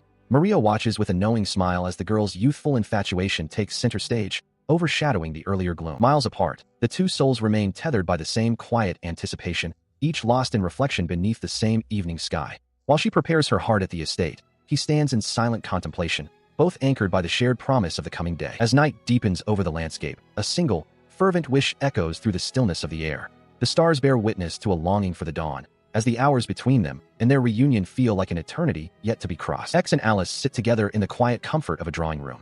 He mentions his weekly commitment to teaching magic to local children, a task entrusted to him by his grandfather. Curious about his students, she inquires about their gender. He confirms the group consists of 1 boy and 2 girls, noticing a slight shift in her expression as she processes the information. She confesses to a growing sense of unease that has been weighing on her mind lately. He, sensing her hesitation, asks if her interest lies specifically with the children he is tutoring. Her hands clasp together tightly as she admits the source of her anxiety. The fear of him finding someone else during their time apart is a constant, nagging thought she cannot easily dismiss. Despite her deep-seated trust in him, she explains that these feelings of insecurity persist whenever they are separated. He remains silent, absorbing the weight of her confession with a serious expression. He responds with a soft, understanding gaze, acknowledging that he shares similar concerns about her. He reassures her that his faith in her is absolute, yet the worry remains a natural part of his affection. Reaching into the inner pocket of his formal coat, he reveals that he had prepared a gift for this very moment to help ease her mind. He gently instructs her to close her eyes, a request she meets with a puzzled but compliant nod as she waits for the surprise. He then unveils a delicate pendant,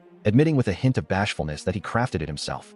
He encourages her to open the locket to see what lies within. As she gazes upon the intricate piece, a look of genuine surprise and wonder washes over her face. She gazes into the open locket, seeing a miniature portrait of the young man before her. He, meanwhile, averts his gaze, his face flushed with a lingering sense of self-consciousness as he admits his embarrassment. Realizing the symmetry of their situation, she asks if the contents of his own pendant are similar. They stand together, the shared sentiment of wanting to remain connected even when miles apart hanging in the air between them. He confirms her suspicion with a soft affirmation, his expression softening as he mentions the portrait of her he carries. Continuing his explanation, he adjusts the garment at his chest, noting that the mere presence of the token allows him to feel her by his side, even in her absence. He tentatively offers to remove it. However, should the gesture make her feel uneasy, he watches as she responds with a radiant smile, dismissing his concerns and expressing her genuine joy that he had prepared such a gift with her in mind. She insists on keeping it, finding the sentiment far more precious than any embarrassment it might cause. She examines the metal more closely, her thumb brushing against a series of fine indentations. She realizes that something has been meticulously carved into the surface. Her eyes widen, shimmering with a sudden surge of emotion as the meaning of the inscription begins to take hold. Gazing at the metal, she reads the elegant script revealing a profound vow, a pledge of eternal love from him to her. Beside her, he can only offer a flustered, wordless stammer as the depth of his feelings is laid bare. He leans in slightly, a playful yet nervous glint in his eyes as he asks if she wishes to know the message on her own locket. Overwhelmed by the romantic weight of the moment, she covers her burning cheeks, admitting that she already understands the sentiment. She stands with him as the final inscription is revealed, mirroring his own with a promise of her eternal love for him. He admits his previous fear that such a bold declaration might have driven her away. He watches her pout, her cheeks puffed out in a playful display of frustration. He gently suggests that since her own requests are often too overwhelming for him to handle, he should be the one to grant her a single wish instead. He notes that she is once again avoiding the question, but he remains persistent in his desire to give her something meaningful. Because of this, he can't help but smile, his expression softening as he admits that anything he receives from her would be a cherished treasure. He finds her reaction so endearing that he jokingly mentions wanting to take her home right then and there, leaving her flustered and at a loss for words. She eventually looks up, her curiosity piqued by his offer.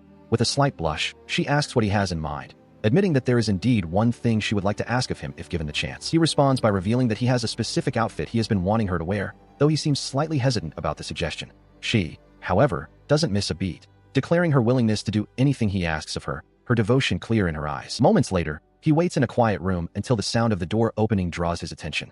Her voice drifts in, calling his name as she prepares to reveal herself in the new attire. She steps into the light, transformed by the intricate patterns of a garment from the Far East. He explains that it is known as a kimono, a traditional dress from distant lands that drapes elegantly over her frame, adorned with vibrant floral motifs. While Maria stands by, having assisted with the change, he ponders the origins of such a rare item in their world, wondering if it was brought by a traveler from another life or if it is a local creation. She offers her thanks, grateful that he pushed her to try something so different. He gazes at her, struck by how her natural charm radiates even through such exotic clothing.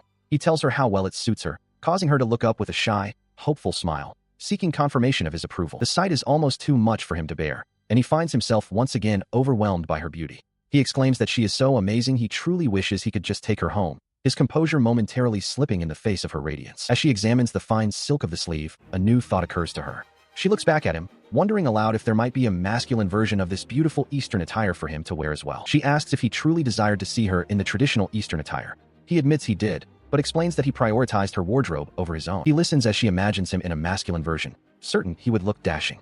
Then, she shifts the conversation, suggesting he try on other garments as well. Watching him, she is surprised when he presents a flowing white one-piece dress. She questions what it is, and he simply identifies it as the next choice. As they continue through the collection, more classic styles for beautiful girls are revealed, each one more elegant than the last. She looks at him with sparkling eyes, expressing her hope that he will eventually join her in wearing these exotic styles. However, her excitement turns to pure shock as she uncovers a small, floral-patterned garment.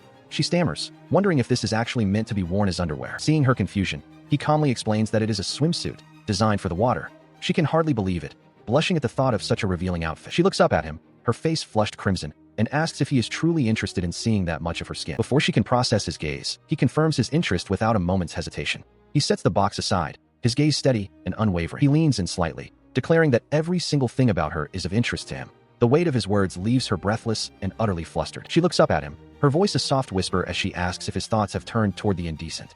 The realization that their feelings might be perfectly aligned sends a jolt through her. He pauses, his expression softening as he clarifies that while he doesn't view their future together through such a narrow lens, he cannot deny that such thoughts do cross his mind. Continuing his confession, he admits that his mind is so often occupied by her that these impulses become unavoidable, leaving her breathless and wide-eyed at his honesty. Seeing her stunned reaction, he wonders aloud if his admission has somehow let her down, but she immediately protests, her hands moving in a frantic gesture of denial. She fidgets with the fabric of her elegant floral kimono, her cheeks flushing a deep crimson as she confesses that she, too, has found her thoughts wandering into similar, slightly improper territory. A gentle smile touches his lips as he tells her that her honesty brings him joy, and when she asks once more if she has failed his expectations, he reassures her with absolute certainty. Later, as he walks through the quiet halls, he reflects on the strange familiarity of the world, noting the unexpected presence of traditional kimonos in this land. His contemplation is interrupted by the arrival of the household maid, who stands with her arms crossed, inquiring if he requires assistance, while he brusquely tells her to speak her mind quickly. The maid, curious and perhaps a bit skeptical, questions the origin of the exquisite garment he provided, to which he cryptically mentions a private, secret channel of acquisition. She requests that he use this same secret route to procure a kimono for her, expressing a desire to impress Varys, even as she observes that the young couple seems to be getting along quite well. She observes that while their bond is strong, it doesn't quite match the intensity of the connection between him and Alice. He concedes the point with a simple nod of agreement, acknowledging the depth of his feelings. He doesn't hesitate to affirm his feelings, declaring with absolute confidence that he and Alice are in love. The maid clears her throat, brushing aside his display of certainty as if it were beside the point of their current discussion. Standing by the window, he shifts the conversation to more pressing matters, inquiring if there has been any unusual activity reminiscent of the Otome games they know. She reports that everything appears normal for now, though she warns him that it would be problematic if he began to rely on her too heavily for every minor detail. He absorbs her words, his expression turning serious as he considers the weight of their situation. She adds that they must utilize every resource at their disposal to ensure their success in the coming days. He makes a final request, asking her to keep a close watch over Alice during his absence and to report any anomalies immediately. He trails off, the unspoken weight of his concern for the young lady's safety hanging in the air. She accepts the responsibility, noting that her future is tied to the young ladies regardless of whether a marriage occurs. She can't help but tease him, pointing out how affectionate they are despite not yet being officially wed, which seems to catch him off guard. He remains undeterred by her teasing, insisting that he desires even more of that closeness and affection. She responds with a weary, dismissive sigh, clearly used to his romantic intensity and single-minded focus. She wonders aloud if the young lady truly reciprocates such intense feelings, questioning the balance of their relationship. He remains silent, reflecting on how the chaos of recent events has stolen away the precious time he hoped to spend simply being with her. She then reveals a secret, mentioning that she overheard the young lady confessing her love in the middle of her sleep. The revelation hits him hard, leaving him visibly shaken as the weight of her hidden passion and the reality of her feelings sink in. He finds himself consumed by the thought, his mind racing with schemes to extend their time together. He briefly considers using a storm as an excuse for an overnight stay, only to realize the absurdity of trying to control the weather to suit his romantic whims. Yet the desire to be near her remains overwhelming. He stands before the maid, his mind drifting to a hopeful scenario of intimacy with Alice. When she notices his distraction and inquires, he quickly dismisses his thoughts, claiming nothing is the matter. She accepts his deflection, noting that she is counting on him during her absence, and admitting that the young lady is indeed charming. As he prepares to depart, his expression hardens into a cold, lethal glare. He issues a chilling ultimatum, promising to strike down anyone who dares to lay a hand on Alice. She sighs at his intense overprotectiveness, though she remains cautious, not wanting their private conversation to be misinterpreted by the young lady. Before she leaves, she brings up a particular tale that has been circulating recently. He looks at her with genuine confusion, questioning the nature of this popular story. Seeing his lack of awareness, she abruptly loses interest, deciding that if he is ignorant of the matter, it is of no concern to her. He, however, is left trailing behind, his curiosity piqued by her sudden reticence. She maintains her distance, cryptically remarking that the information will reach his ears eventually, regardless of her silence now. With a final, polite farewell, she walks away, leaving him standing in the corridor. He calls out to her, desperate for an explanation about the mysterious rumors she mentioned, but she is already gone. The training session concludes with a simple expression of gratitude. As they rest, Monica looks up at her teacher, her curiosity piqued by his refined manner, and asks if he truly belongs to the nobility. He confirms his status with a calm nod, prompting a sudden, sharp reaction from Gulliver.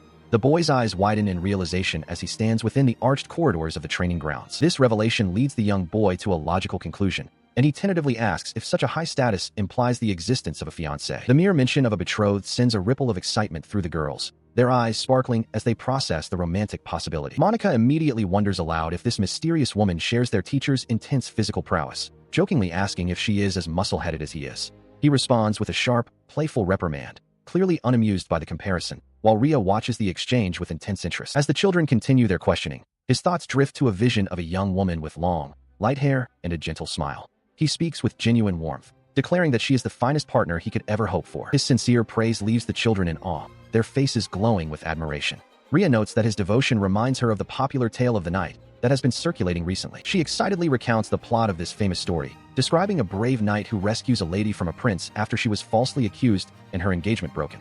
The children are captivated by the drama of the narrative, unaware of its origins. Listening to the details, he feels a cold sweat break out as he recognizes the striking similarities to his own life. He realizes that the events involving the frail duchess and the neighboring prince have been transformed into a public spectacle, and he wonders just how far this true story has traveled. The realization hits him with the force of a physical blow. He stares at the ground in shock, grappling with the fact that his private struggles have been romanticized into a fairy tale known even by the youngest of children. He ponders the implications of the tale of the knight, wondering if the original story was indeed based on the actual events that transpired in this country. The thought that his engagement might be a topic of conversation for eternity is a daunting prospect. Turning back to the children, he admits he isn't certain if his life is the source of the legend, but he confesses to having stolen someone's fiancée in the past. This revelation leaves the young girls wide-eyed with surprise as they recall the fairy tale of a knight rescuing a duchess from an evil prince. He elaborates on his past, explaining how he took her away from a prince to make her his own, and that they are now quite happy together. The girls listen intently, trying to reconcile this romantic image with the man standing before them. They begin to whisper among themselves, finding it hard to imagine their teacher in such a passionate role, yet they find the idea absolutely amazing and understandable given his character. Seeing their excitement, the young boy asks about the woman's appearance, reasoning that a prince's former fiancée must be exceptionally beautiful. The swordsman smiles, promising that they might meet her if time permits. The boy's attention is then caught by something around the man's neck, prompting him to ask if he is wearing a necklace. In response, the teacher reaches into his shirt and pulls out a silver chain. As the children crowd around, they remark on the unusual shape of the object dangling from the chain. He explains that it is a locket pendant, a special accessory designed to hold a likeness of those one holds dear. Upon opening the silver casing, he reveals a portrait of a stunning young woman with light, flowing hair. The children are instantly captivated, breathless at the sight of her radiant beauty. While they admire the image, he offers a stern warning, particularly to the boy, noting that he tends to become reckless whenever Alice is involved, so they must be careful. He maintains a sharp, almost predatory smile while issuing a final, chilling warning to the boy. Even as he stands casually, the weight of his words causes the ground to crunch beneath his heel, a physical manifestation of the pressure he exerts. Gulliver can only marvel at how someone so powerful can be so petty when it comes to his beloved. Seeing the intensity in his eyes, the girls quickly nod in silent agreement, terrified of becoming the target of his protective wrath. Gulliver, catching the shift in the air, frantically waves his hands in surrender, loudly proclaiming that he has no intention of ever crossing the man's fiancée. The boy's fear soon transforms into a burning ambition as he clenches his fist with newfound resolve. He looks up, his eyes wide with hope, and asks if he might one day serve as a subordinate under the man he expects will eventually lead the entire Knight Order. This sudden request catches him off guard, his sharp gaze softening for a fleeting moment as he processes the sincerity in the youth's voice. He slowly raises a hand, a gesture of both acknowledgement and acceptance of the boy's earnest desire. Inspired by the moment, the girls chime in as well, expressing their own wishes to serve under him, even if they harbor doubts about their own capabilities compared to the knights of legend. A genuine, encouraging smile touches his lips as he looks upon the three of them, promising that they will be welcomed into his ranks if their resolve remains unshaken into adulthood. However, he tempers this promise with a stern reminder that they must dedicate themselves to perfecting their skills in the years to come. The promise of a future at his side fills the boy with an infectious excitement,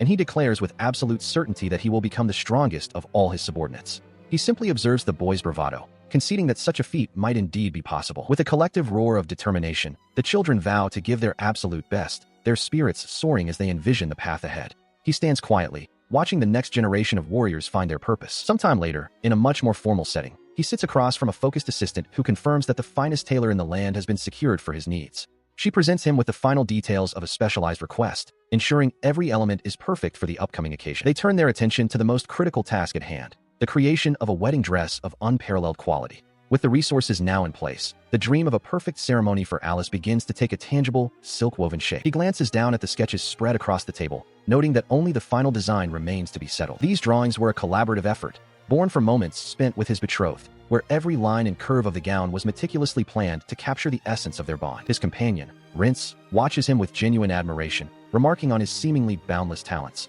though he quickly demurs, insisting that he faces his own share of struggles. Seeking a different kind of excellence, he turns to his friend with a peculiar question, asking what steps one must take to embody the idealized prince found in fairy tales. The inquiry leaves the blonde officer momentarily stunned, as he reflects on how truly unconventional his friend's nature is compared to the predictable figures of legend. While the officer envisions a graceful display of equestrian skill, the reality of his own time in the saddle is far more chaotic, often resulting in a frantic struggle to maintain control over a beast that seems more monster than steed. This stark contrast in their public images weighs on him, especially since his beloved has expressed a desire to see him master the noble art of riding a white horse like a true prince. Shifting their focus back to matters of state, they discuss the king's inquiries regarding the formation of a new knightly order, though his mind remains partially occupied by thoughts of physical conditioning. The conversation turns toward a formal proposal that has been presented to them, one that he is inclined to dismiss despite his friend's warnings about the political weight his existence carries. He briefly entertains the radical notion of founding his own nation to escape such obligations, but the moment he realizes this would force the heavy crown of a queen upon his beloved,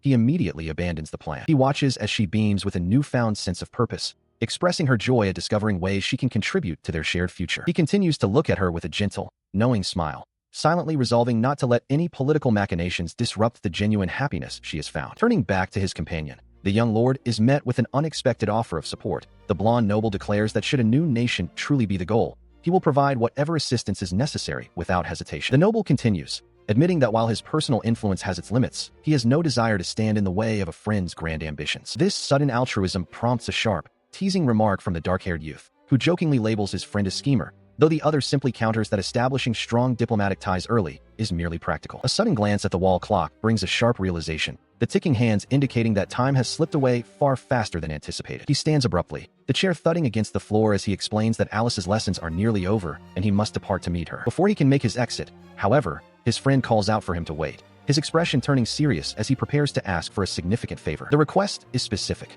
With a high-profile visit from Lady Cynthia approaching for a pre-engagement announcement, the noble asks if his friend would serve as their personal bodyguard, a suggestion that is met with immediate skepticism regarding the role of the official royal guards. Despite his hurry, the young man finds himself drawn back into the conversation, settling back into his seat as the weight of the request hangs in the air. He listens intently as the other man leans in, whispering that the information he is about to share has not yet been made public. Continuing his explanation, the companion reveals a troubling trend. Recently, there have been numerous incidents where individuals possessing magical abilities are being systematically targeted. Hearing this, the young nobleman wonders aloud if these attacks could be linked to Prometheus, but his friend can only offer an uncertain response, admitting he doesn't know. A sudden realization strikes him. Since he also possesses magical talents, he too could be a mark for these mysterious aggressors. Overwhelmed by the weight of the situation, he buries his face in his hand, lamenting how he constantly finds himself entangled in one troublesome predicament after another. His mind recoils at the prospect of further involvement, viewing the entire affair as far too burdensome to undertake. Yet, despite his reluctance, he clenches his fist and finally agrees to the role of bodyguard, driven by the unbearable thought of any harm coming to Alice. His friend simply nods, having anticipated this noble resolve. As the weather takes a turn for the worse, he gazes out the window at the falling rain, a sense of unease washing over him as he silently hopes that nothing ill will come to pass. Outside, A heavy boot splashes violently into a puddle, the sound echoing through the damp air. A man stumbles back in terror, gasping for breath as a hooded figure looms over him. He cries out in desperation, branding his pursuer a monster just before the darkness closes in. He recoiled in sheer terror, his eyes wide as he realized the impossibility of the situation. Just a moment ago, the pursuer had been behind him, yet now a blade gleamed inches from his face. Confusion warred with fear as he stammered, unable to comprehend how the figure had moved so swiftly. The rainy night was suddenly pierced by a blood-curdling scream that echoed through the empty streets, drowned out only by the rhythmic patter of the downpour. Before he could even process the threat, the hooded figure loomed over him in the storm, a chilling, predatory smile creeping across the lower half of their face. As a sudden bolt of lightning tore through the sky, the flash illuminated the dark silhouette, casting long, jagged shadows against the wet pavement. The crack of thunder punctuated the silent malice radiating from the attacker, who remained unmoved by the elements, their presence a dark omen in the heart of the city. A carriage rolls through the cobblestone streets of a bustling town, greeted by the enthusiastic cheers of the populace as it passes through the sun-drenched square. Inside the carriage, the young lady smiles warmly, expressing her comfort with the kind-hearted nobleman seated across from her. He mentions a rumor regarding Lady Cynthia's impending marriage following their graduation, a thought that prompts a moment of quiet reflection from the group as they consider the changing lives of their peers. She playfully suggests that they should hold their ceremonies together, a proposal he readily accepts with a light-hearted laugh. Meanwhile, the young man beside them finds himself lost in a daydream, imagining a future where he hastens home to the warmth of her company, his thoughts drifting far from the political talk of the others. He shatters the light-hearted atmosphere instantly, sensing a sudden shift in the air that signals danger. With a sharp, metallic ring, he draws his blade, his movements a blur of practiced precision that leaves his companions startled and confused by the sudden escalation. The weapon's hilt gleams, its intricate design catching the light as it is held ready for a threat only he has perceived in the surrounding landscape. He remains silent, his gaze fixed on the world outside the carriage as the others struggle to understand the sudden tension. The noblewoman asks if they are under attack, while her companion notes a strange sensation, as if magic had just been woven nearby and then vanished into the silence. While the nobleman inquires about the peculiar sword, the young warrior's mind is elsewhere, troubled by the lack of response from his senses.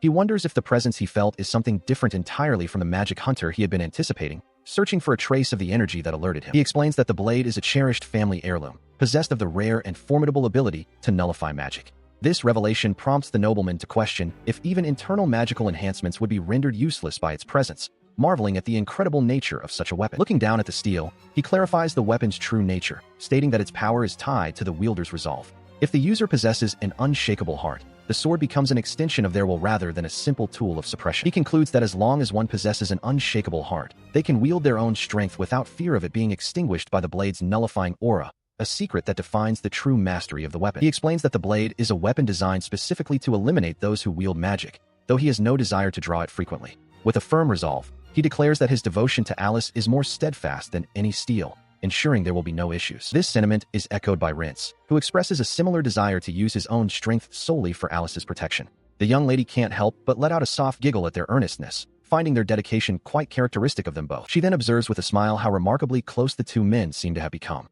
While Rince readily agrees with a cheerful nod, the swordsman immediately bristles, flatly denying that there is any such bond between them. He feels a flicker of indignation at the suggestion, finding the idea of such an intimate connection somewhat off-putting.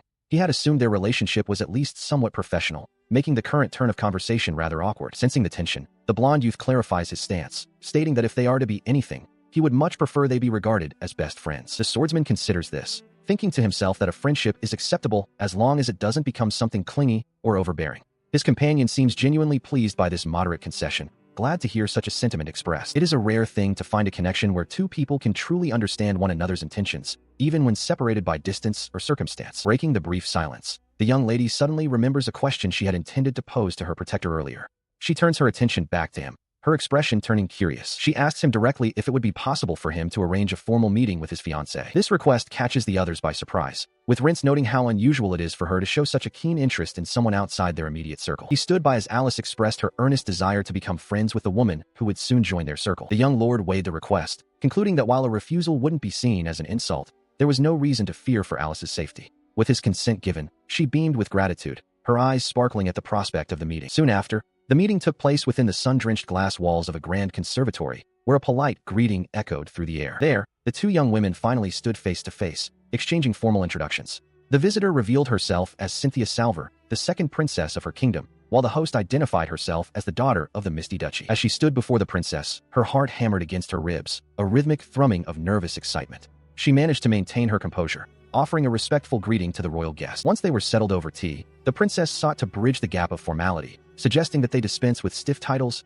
and simply use her name. She readily agreed to the proposal, inviting the princess to do the same and call her Alice. The atmosphere between them began to soften, the initial tension of their highborn status giving way to a burgeoning rapport. When the conversation turned to the reason for this gathering, she admitted that a simple curiosity had driven her. She confessed a deep-seated need to understand the woman who held such a significant place in the knight's heart. The princess listened intently, her expression unreadable as the true motive for the meeting was laid bare. The royal guest then revealed that the news of the engagement had traveled far beyond their borders, reaching even her own distant land. This revelation caught the young lord off guard, as he had not realized the extent to which the rumors of his personal life had spread across the continent. He watched as the princess leaned in, her eyes sparkling with curiosity as she questioned Alice about the origins of their romance.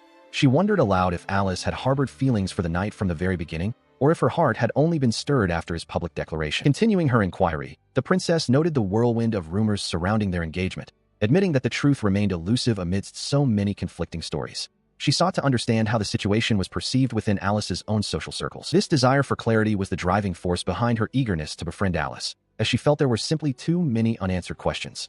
Her expression softened, revealing a genuine interest in the young woman's perspective. Sensing Alice's growing discomfort, the young nobleman finally spoke up, gently urging the princess to refrain from teasing his companion further. The princess responded with a sharp click of her teacup against the saucer, acknowledging his protective stance. While Alice huffed in embarrassment, frustrated that she had been kept in the dark about the scale of the rumors, he admitted his own oversight. He hadn't anticipated that his confession would become such a widespread topic of international gossip, and the realization left him visibly unsettled. He offered a sincere apology, explaining that his silence had been an attempt to spare her the very embarrassment she was now feeling. A quiet moment passed between them as Alice looked toward him, the weight of the situation settling over the table. Observing the pair closely, the princess pointed out a subtle change in the knight's demeanor, noting that his expression softened into a rare, kind look whenever Alice was near. She chuckled softly, confessing her surprise at seeing such a natural smile on his face, as she had previously suspected his polite exterior was merely a forced mask. Alice could only agree, her own gaze lingering on him. As she watched him, she reflected on his consistent nature, knowing in her heart that he had always possessed a fundamental kindness, regardless of how others perceived him. She sits beside him, her expression softening into a gentle smile as the tension of the earlier conversation begins to dissipate. Their quiet moment is interrupted by Cynthia,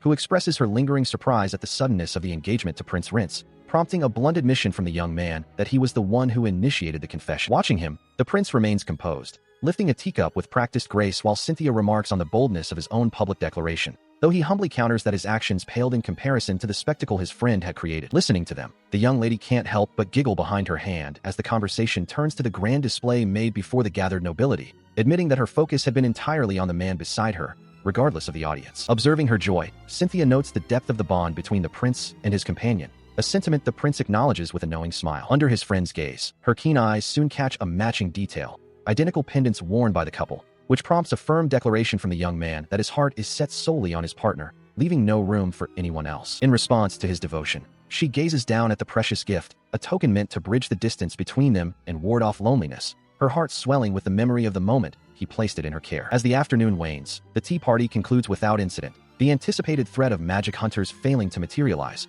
allowing the group to depart the garden in peace. Despite the calm, the prince remains vigilant, advising that they must stay alert in the days to come, as the absence of an attack today does not guarantee safety tomorrow. Continuing his counsel, he then suggests that the time has come for his friend to officially establish the Knight's Order, a prospect that the young man greets with a weary sigh, clearly finding the administrative burden to be a tedious necessity. He stands firm as Gulliver erupts in protest, incredulous that the new organization would include children. The young boy's voice rises in a frantic plea for him to reconsider such an absurd invitation, pointing toward the girls with a look of pure disbelief. Despite the outburst, he remains composed, bluntly informing Gulliver that his current skill level makes him the least effective member of the group. This cold assessment sends the boy into a defensive spiral, as he vehemently denies being weaker than a mere child, his face flushing with indignation. The boy's frustration boils over as he demands to know why he was even invited if his abilities are so lacking. He waits for an answer, but the silence only heightens the tension between them. Looking at the group gathered before him, he realizes the stark contrast in their ages, with himself as the lone adult among a sea of children. The image of a teacher leading a classroom flashes through his mind, a role he hadn't quite envisioned for his new order, yet one that seems increasingly inevitable. Gulliver narrows his eyes, casting a skeptical glance toward the young girl standing nearby. He questions if she is truly intended to be a full member of their elite group, his doubt plain for all to see. While he acknowledges Gulliver's surprisingly decent patience, he worries that the others might not be so accommodating. The weight of leadership begins to settle as he considers the potential for internal friction among his young recruits. When asked to clarify the nature of their relationship, he explains the dynamic of their teacher business.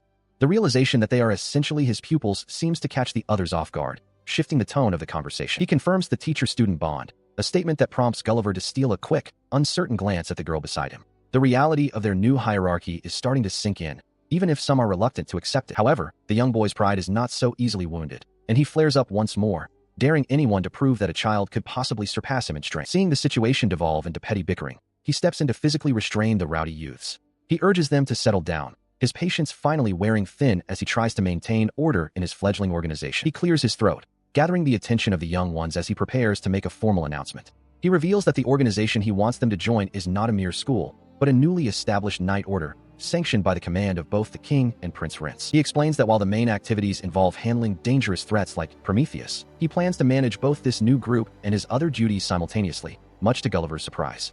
The boy is stunned to learn that his mentor will be balancing such high-level responsibilities. Despite the grand scope of the mission, he watches the children with a protective gaze, his thoughts turning inward. He silently vows that he has no intention of putting them in harm's way, even as they look on with growing excitement and curiosity. Sensing a shift in the atmosphere, Gulliver eyes him suspiciously, wondering why he is being looked at with such intensity. He simply acknowledges the boy's potential, noting his proficiency with magic and his surprising affinity for the younger children, which makes him a valuable asset. The tension breaks as the girls' voices ring out, addressing him as their teacher with newfound respect and eagerness. Their enthusiasm is infectious, with each of them eagerly pledging to do their absolute best for the cause. Even the usually stoic ones find themselves swept up in the collective resolve of the group as they prepare for the road ahead. Stepping forward with a determined expression, Gulliver formally accepts the proposal, his gaze steady. He admits that he doesn't really have the right to refuse, and that, ultimately, he owes his mentor a great debt that he intends to repay through service. Amidst the light-hearted bickering and playful shouts that follow, he reflects on the successful formation of the order. It is a chaotic start,